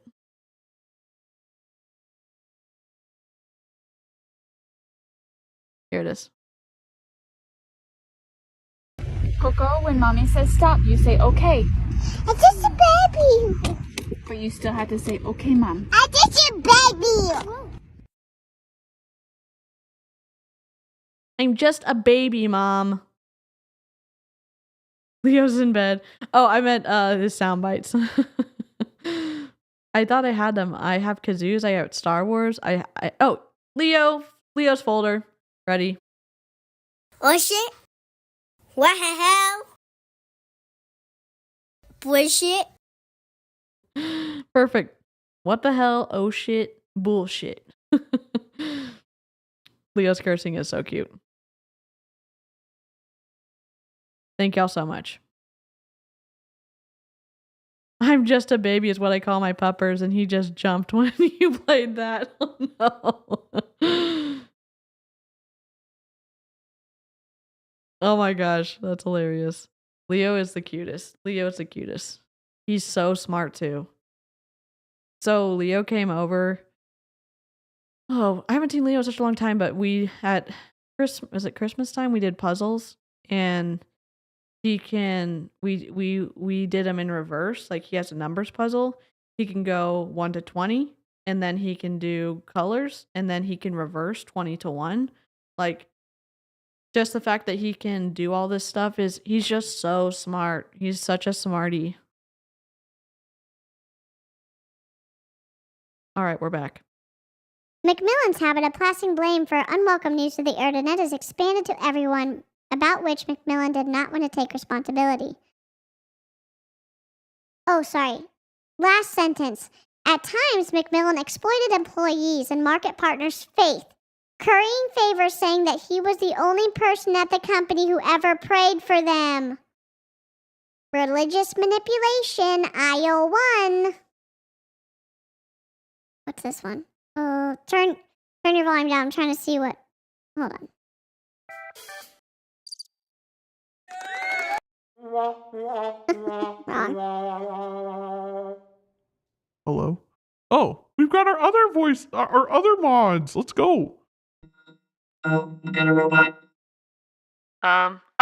this is kind of like it's not as good of our megaphone, but religious manipulation, aisle 1, religious manipulation, aisle 1. I'm downstairs with my little mini soundboard, so. We're back to Baby Snark, though. On other occasions, MacMillan attempted to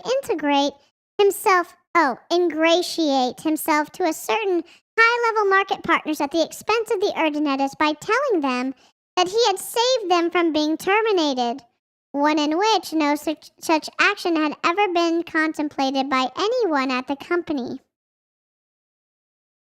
Who did he tell this to? Where's the receipts? Hi, Julie! Julie, you may be entirely confused, but let me give you the snark notes. This is the response from Monet to Stuart MacMillan's complaint that he filed, the lawsuit that he's filing against Monet. And it was a little bit dry for the first 2 hours, 2.5 hours, maybe 2 hours and 50 minutes. And then we got to this part, which is their counterclaim, and there is tea. One of the T points is that Stuart MacMillan, at most of the events that Monet held, was inebriated and not able to properly host the events and stuff like that, and that he shared information that he should not have shared with people who are not in the C-suite. No, I'm upstairs. It's just a long story because my spouse is here and I don't want to interrupt him. Trying to be respectful, you know what I mean? Because my streaming setup's in my room. So, anyways. We're back. MacMillan uses numerous opportunities to closely associate with market partners to disparage the Erdonettis behind their backs. The Urdanettas did not pick up on MacMillan's hostility and animosity towards them because to their faces he feigned friendship and loyalty.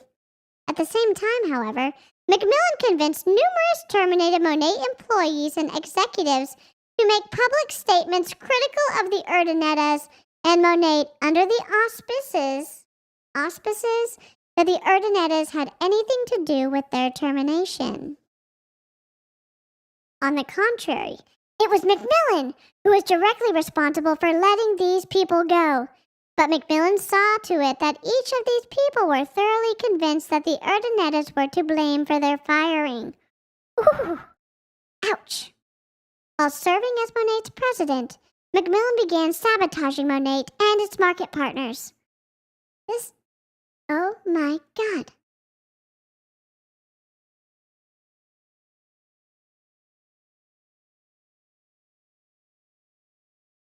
Okay, thanks, Julie.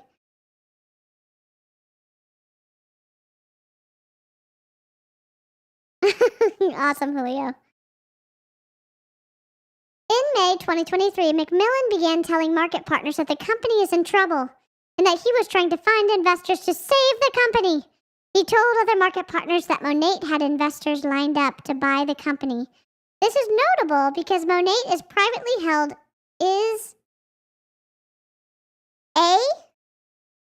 Why is there no A?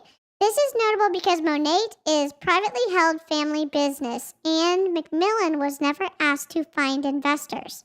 Nevertheless, MacMillan surreptitiously traveled to Tampa, Florida, and Puerto Rico to meet with potential investors without any knowledge of the Urdanettas or the approval of the board.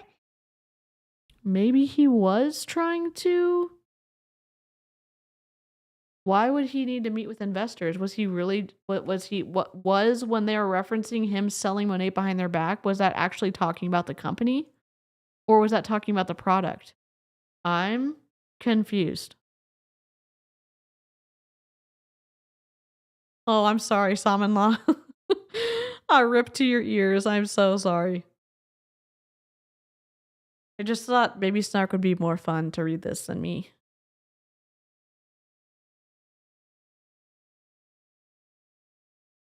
The company was not in financial trouble. In hindsight, it appears that this was little more than further attempts by MacMillan to orchestrate his exit and take as many people with him as possible. During the second quarter of 2023, MacMillan began leaking confidential information to Monet's highest-ranking market partners about a potential sale of Monet to another direct sales company. MacMillan's loose lips are surprising given that he was the one bringing potential buyers to the Urdanettas, even though they never asked him to.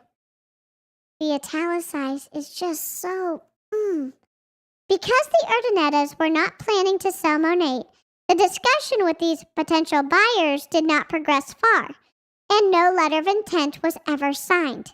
It seems more likely that MacMillan brought supposed buyers to the Urdanettas so that he could claim that they were shopping Monet. At any rate, the fact that these discussions did not even get out of the gate did not stop MacMillan from continuing to tell market partners and others that Monet was up for sale. Oh my God. It was him trying to sell Monet the company. From what I understand. That makes it seem like he was trying to sell Monet the company, not Monet products. Hey, Rootin' to Bing. This would be too much without Baby Snark. Oh, conclusion. There is no one to root for in this legal battle. I mean, we can root for Baby Snark, though, Dante. Even if he could find investors, he doesn't own shares. He just receives some profits. Yep. Hope school's going well. Hope your testing's going well. Hope your brain is, soaking up that information. You know who we haven't snarked on in a while? Doug and Tia Wood. See, I kind of want them to go to trial or whatever. I want to see more info. I want to see more exhibits. I want to see screenshots of text messages to these top leaders.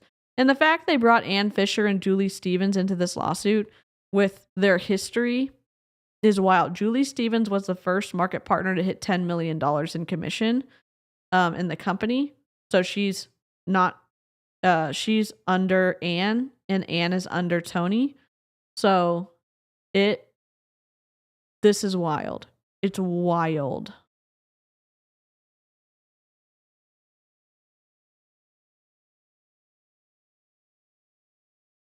During these years, MacMillan's professional judgment also seemed increasingly impaired. Market partners began telling the Urdanettas things about MacMillan's conduct at company events and elsewhere that raised questions about his ability to effectively manage the company, lead the field, and demonstrate Monet's core values. For example,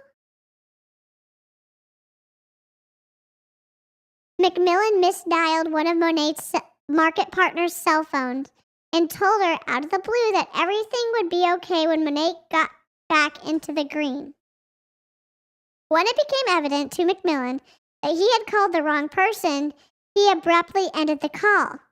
Others communicated to Monet that MacMillan had directly told them that Monet was going under, or that they should get a second income. As a result, numerous market partners reported that the field was confused and that morale had substantially fallen. Oop. Yep.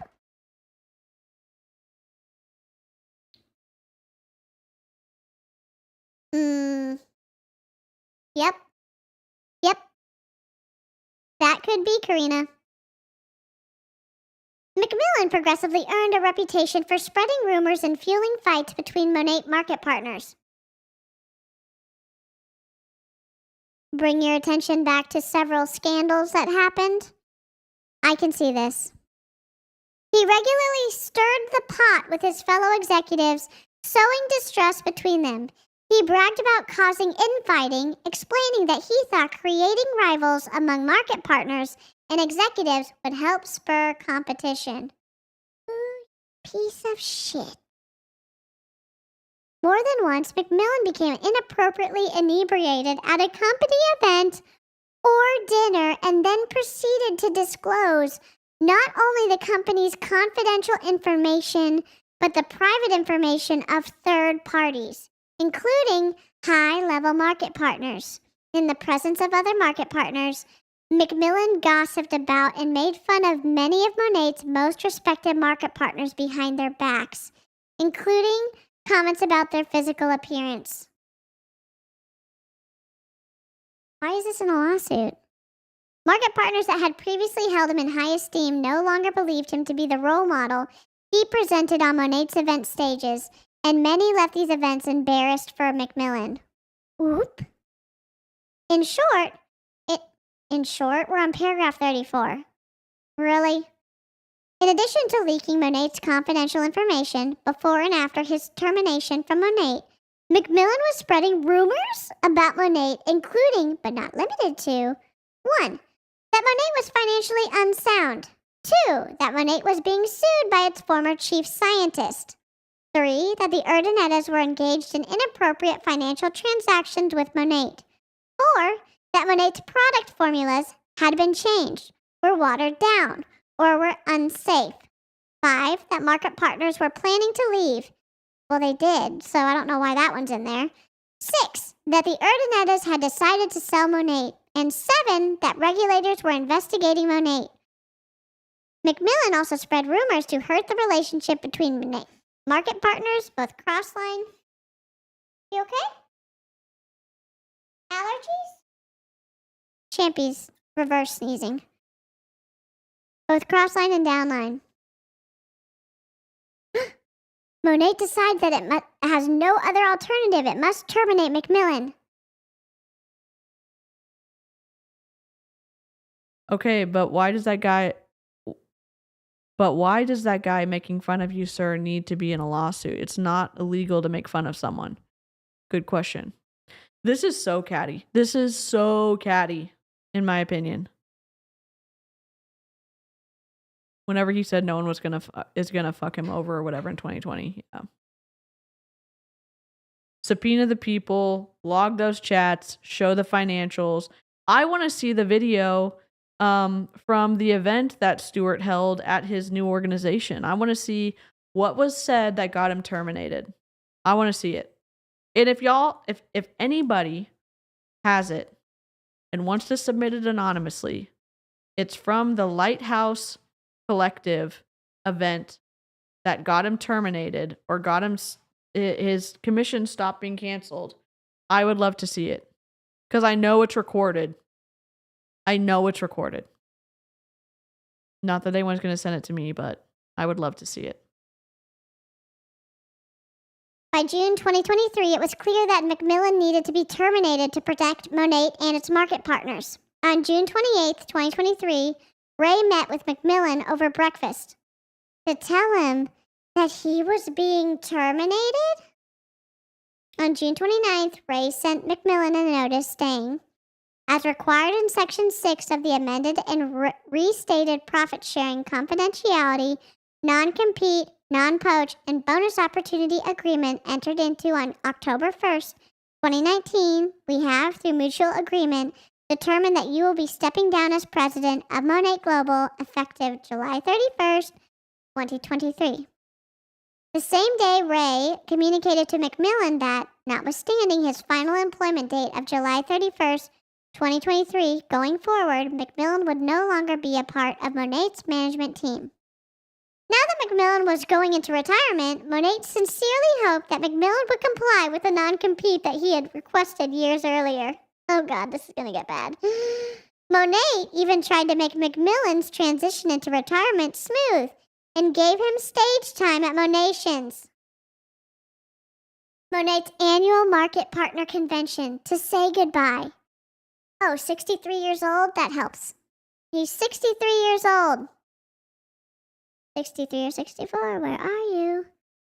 62. Is this him?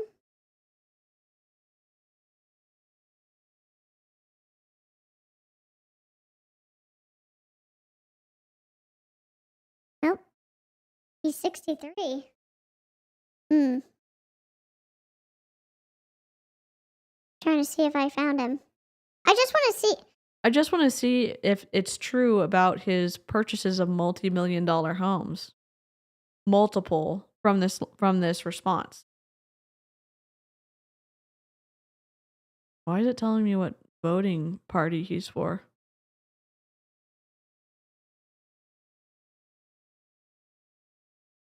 Nope, this isn't him. Oh well, we'll keep looking. 63 years old. If he lived up to his word, demonstrated the integrity he has always espoused, and honored his commitment and obligations under the non-compete, he would have received substantial compensation into his 70s. Perhaps to avoid the public humiliation and shame of his termination, MacMillan has since told others that he was not terminated, but that he resigned. MacMillan's public statements, however, are directly contradicted by his private communications with Monet, in which he has unambiguously acknowledged his termination, requesting such things as monthly advances of his post-termination profit sharing in lieu of the severance that Monet pays to terminated employees. Contrary to any assertion otherwise, MacMillan's termination has been well documented by Monet. Monet believed and continues to believe that it was reasonable to ask MacMillan to stay out of direct sales and to leave Monet, its employees, and its market partners undisturbed and undistracted in exchange for the substantial remuneration?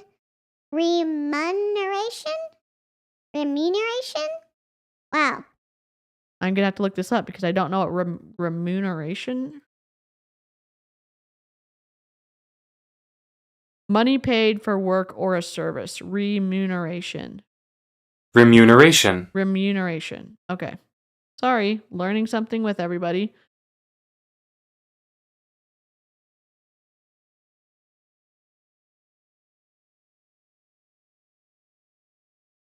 Unfortunately, MacMillan has refused to go quietly. Instead, he has continued to inflict damage on Monet and its market partners, in the name of getting more than he is entitled to and out of spite because of his painful termination. Thank you. I appreciate y'all. Remuneration. MacMillan brazenly escalates his willful violations of the non-compete. This is so much tea. Immediately after being terminated, MacMillan began telling some market partners that not only had he resigned, but he had also done so out of protest to the Urdaneta's decision to cut commissions, which he said violated his ethics. What ethics, sir? I'm not on Monet's side. I'm not on Stuart's side. I'm wondering what ethics we're talking about, because if all of this stuff is true and what you implied in your complaint, that you were aware of all this stuff for all the time that you were in Monet, what are you doing, sir? What are you doing? He resigned in protest of being fired.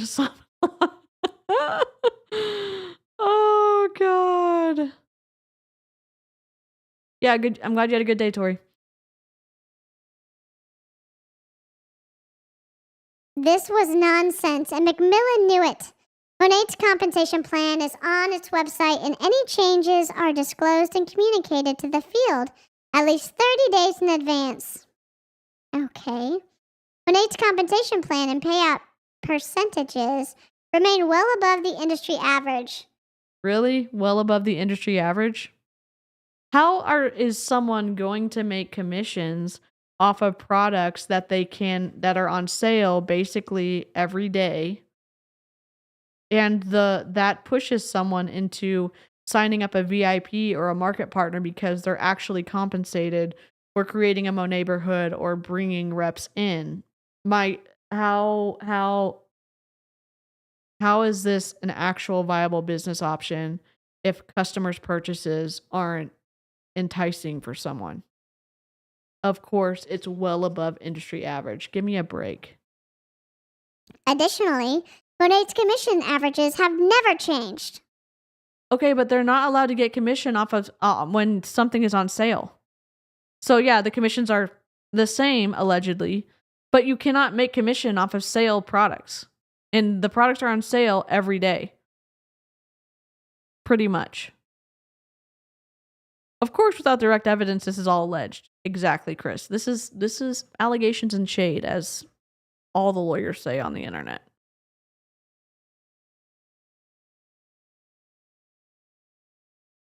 Monet's commission averages have never changed, and because Monet uses InfoTracks, the gold standard of commission processing platforms, any improper modifications of commission for one market partner would affect all market partners and create an audit log of the change. The reason for experiencing a decrease in commissions is simple. Decreased sales volume leads to decreased revenue, which leads to decreased commissions. Oh, it is simple math. And you're on Amazon. So basically, it's an FU to all of your distributors, in my opinion, because you are able to sell them for the same price they would be buying from a market partner, and you don't have to pay out any commissions on those from Amazon, excepting the percentage to list your items on the platform. Do you know what I mean?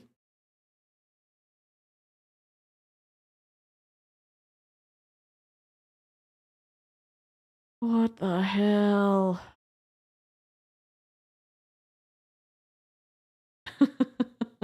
Is ethics in the room with us right now? Good God. I can't believe they said that, but okay. It's also not as straightforward as they're laying out here, obviously, but yeah, the commissions maybe have not changed. But if there's products that they can't make commissions on anymore because it's in a sales category, which would be reflected on like their compensation plan, of course things would, be lower. Amazon's a market partner. Interesting. Unfortunately, MacMillan has led numerous market partners off the cliff, spinning a yarn that somehow Monet is tampering with individual market partners' commissions, even though he knows that is not possible. He, once again, is exploiting whatever remaining credibility he may have due to his prior position at Monet and the lack of knowledge regarding how commissions are processed to mislead and harm unsuspecting market partners. Out of false trust or blind loyalty, many market partners are not only buying MacMillan's lies themselves, but they are also passing them on throughout the field. MacMillan also began telling market partners that he had resigned in protest because of the Urdaneta's decisions to water down Monet's products and substitute quality ingredients for cheaper ones. This, too, is patently false. The active ingredients of Monet's products have not changed since its founding. Certain trace ingredients have occasionally been substituted for better ingredients.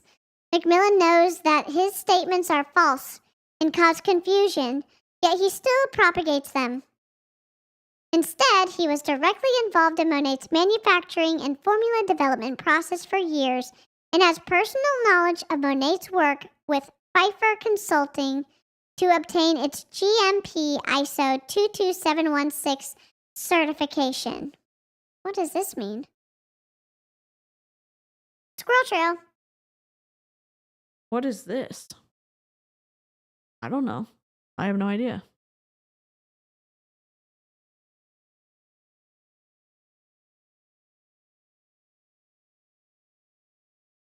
It's the international standard for the good manufacturing practices for cosmetics.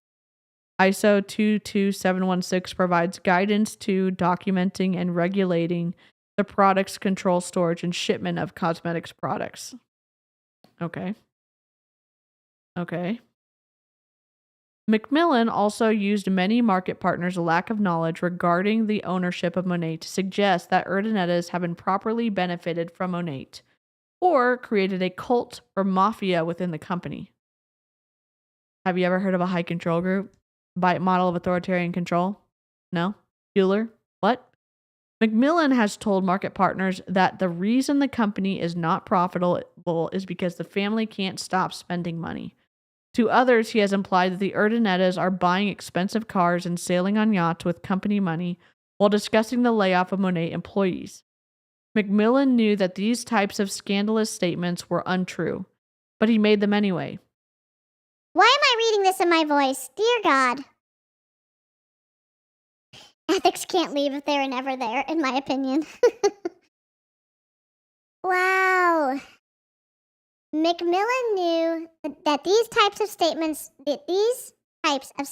statements were untrue, but he made them anyway. He knows that Monet's financials are audited by one of the top 10 accounting firms in the world, BDO. You're just naming everything? He sat on Monet's audit committee for years, attended BDO's presentations of their audits, and had complete access to Monet's financials. If there were any financial irregularity or impropriety, it would have been reflected in BDO's audit of Monet's financials. Above and beyond this point, MacMillan's statements defy logic. The Urdanetas are entitled to distributions from the company because it belongs to them. It is surprising that MacMillan would make these false claims when it was MacMillan's uncontrolled expenses that resulted in most of Monet's historical losses. If there were problems with Monet's expenses, they arose from MacMillan's mismanagement, not the Urdanetas spending their own money. Indeed, MacMillan knows that Monet has recognized over $3 billion in revenue since its founding. Notwithstanding this impressive figure, the Urdanetas have limited their distributions from Monet, instead reinvesting Monet's profits to grow its infrastructure, improve its data platform, and back office, add distribution centers, open new markets, and host field events. MacMillan knows this but continues to perpetuate this myth anyway. Oh, there's a little footnote. MacMillan has also claimed that he was underpaid during this time at Monet, something that is demonstrably false. Between 2020 and 2021, MacMillan received $3.5 million in total compensations, $2.5 million of which came from profit sharing. Ooh, okay. As president, MacMillan had direct access to all of the company's financials, including, but not limited to, those showing the de minimis distributions made to the Urdanettas. Good question. I think they have to bring the receipts if this goes forward. Like, these are the claims, there's some exhibits, and it is like, if something goes into discovery, then you would have the receipts, I think. But hopefully a lawyer can correct me. For context, Enron passed their audits as well. Yikes. Yikes. I know I jumped on late, but this sounds more like it was written for public consumption than for legal purposes. Like, a lot of it doesn't seem legally relevant. It does feel very, like, soap opera-esque, in my opinion. I mean, do I love it? Yeah. We're on page 44. Let me just see how much we have left. I mean, I'm committed to finishing it now. There we go. We're almost done. We have 6 pages. We're going to play Dora after we do this. Let's freaking go. Let's go.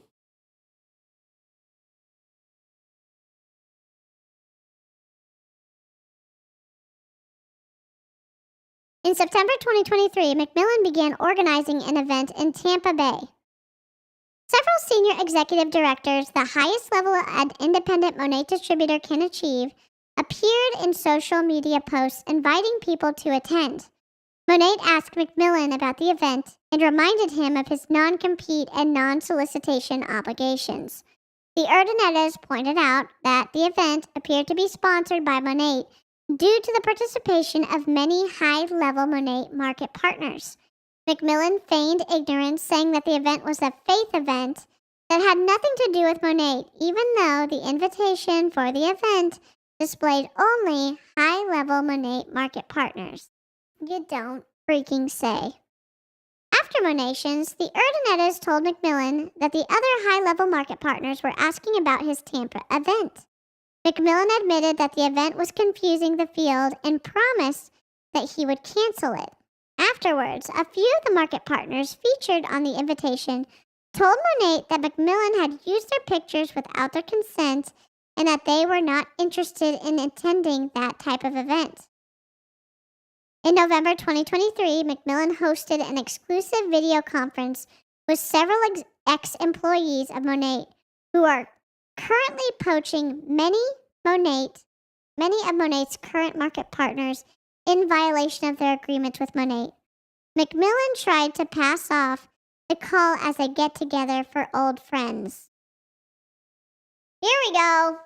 In December 2023, MacMillan launched the Lighthouse Collective, a company that openly admits that its purpose is to build a community so that people can network, build faith, and improve their leadership skills.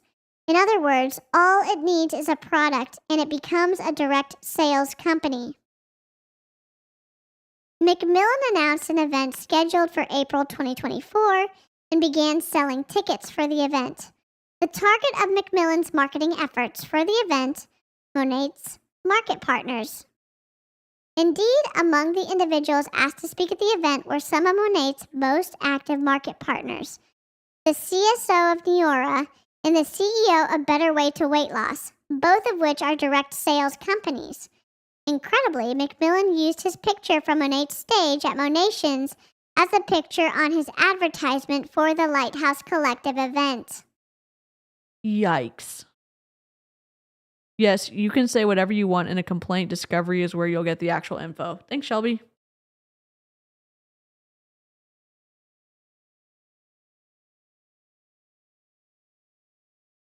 The tattling about the making fun of someone in public drunken ramblings makes this even more gossipy. For sure. I didn't know they were going to come out swinging this hard for him, But this is wild. MacMillan openly acknowledges that he is violating his non-compete with Monet to extract even more money. MacMillan has told Monet that, quote, the best way, end quote, to get MacMillan to, quote, go away, end quote, is for Monet to pay him. Shockingly, Monet has learned that, prior to his termination, MacMillan had expressly indicated that he planned to start or join a competing direct sales business and to, quote, find a home, end quote, for Monet's employees and market partners. This should come as no surprise, given that when he has been challenged in the past for being duplicitous, he admitted that he is willing to bend the truth to protect his public image. Oh. Okay. Interesting. MacMillan had suggested that his actions are justified because he disputes the calculation of the tail period commissions Monet agreed to pay him. As the non-compete makes abundantly clear, however, if there were questions regarding the enforceability of the terms of the non-compete, he, quote, specifically agreed that he would fully comply with the agreement unless and until the entry of an award to the contrary, end quote. That has not happened, but MacMillan is patently breaching his obligations to Monet. RIP. In hindsight, Monet should have fired MacMillan for cause. MacMillan expressly agreed that Monet would terminate him for cause for any of the following reasons. This is in the document at the end of we're just not going to read it. In June 2023, Monet considered terminating MacMillan for cause, but ultimately chose not to. That decision was based on, 1, Ray Urdanetta's longtime and close personal relationship with MacMillan. I thought they said at the beginning that MacMillan was like an untrustworthy, like a disgraced direct sales individual and that they gave him a chance and they were like basically took pity on him, and now they're saying that they had a long time and close personal relationship. Like, which is it? Are you going to disparage, or are you like gonna say, oh, we were actually super close and that's why this hurts even more? I'm confused.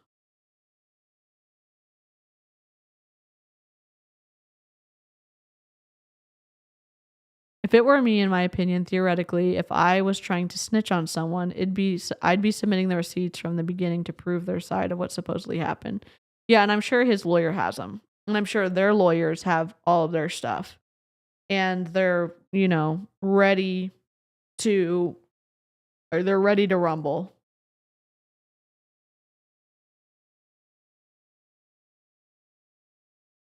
In June, a longtime personal relationship with MacMillan. 2, the Urdanettas desired to move on without grudges or a lawsuit. And 3, to allow MacMillan to save face. As shown herein, however, Monet had more than enough reasons to have terminated MacMillan for cause. Notably, the non-compete specifically states that if MacMillan's employment is terminated for cause, the company shall not be required to pay the executive profit sharing during the tail period. Unfortunately, even though the Urdanettas implicitly trusted MacMillan to be Monet's president for approximately 9 years, they have learned that their trust was misplaced and that MacMillan has been undermining the company's success and that of its market partners, apparently for his own gain and personal satisfaction. How, though, if his income is dependent upon the revenue, most of his income that he gets is dependent on them being profitable and he gets profit sharing. So if he's undermining, then he's actually undermining himself because his commission is intertwined with their success. So how are you making this logic jump that he was ruining and wrecking your business when it makes sense that he would want Monet to succeed because that's how he would get most of his money? I'm confused. Like, it doesn't make sense. Like, that's your like argument that you're bringing to the table.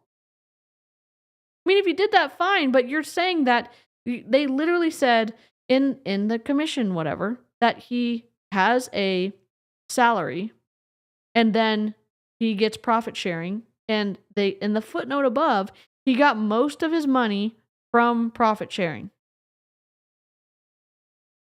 Yes, that's the whole point of profit sharing, is that they're invested in the success of the company. Exactly. What the hell? Okay, so this is breach of contract. They're just listing all the points. MacMillan breached the non-compete for all of the reasons set forth in his counterclaim, including but not limited to disclosing confidential information, disparaging Monet and its owners, refusing to return confidential information, improperly interfering with Monet's business relationships with its customers. And market partners and employees in attempting to improperly compete with Monet. Among other things, before and after his termination from Monet, MacMillan spread rumors about Monet to business that were materially false, including, but not limited to, the following. 1. Monet was financially unsound. 2. That Monet was being sued by its former chief scientist. 3. That the Urdanettas were engaged in inappropriate financial transactions with Monet. 4. That Monet's formulas had been changed, were watered down, or were unsafe. 5. That Monet market partners were planning to leave. And 6. That the Urdanettas had decided to sell Monet. And 7. That regulators were investigating Monet. MacMillan also spread rumors to hurt the relationships between Monet partners, both lateral and in the downline. In the downline? He wasn't a market partner, was he? MacMillan has also begun hosting events specifically intended to draw Monet market partners and customers under the auspice of faith and leadership training, with the ultimate goal of having those market partners and customers find a new home if Monet does not pay him. Oh, shit. Someone recorded something. As a result of these breaches, Monet has suffered harm. Okay, so this is like the logic trail after the story. Tortious interference with existing and prospective contracts. I will go slow so y'all can read.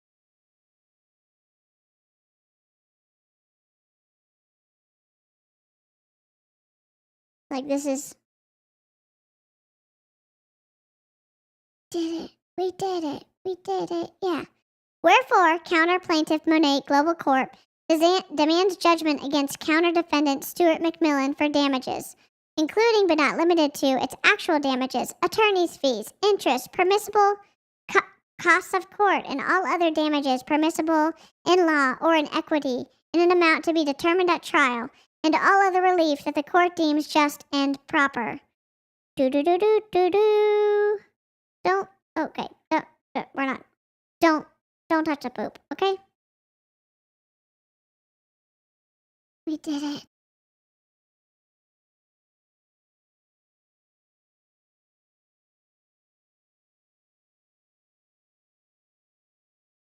We did it! We did it! We did it! Yay! Always team up. We did it! Yay! Woo! Hooray! We did it!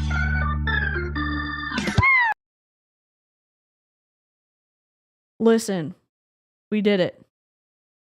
So there's like 12 pages of like exhibits and stuff like that, but it's just the profit, like the amended and restated profit sharing confidentiality, non-compete, non-poach, and bonus opportunity agreement. It's like Savannah went over it on her channel. I want to link Savannah again. Thanks for sticking around this long. I had a blast.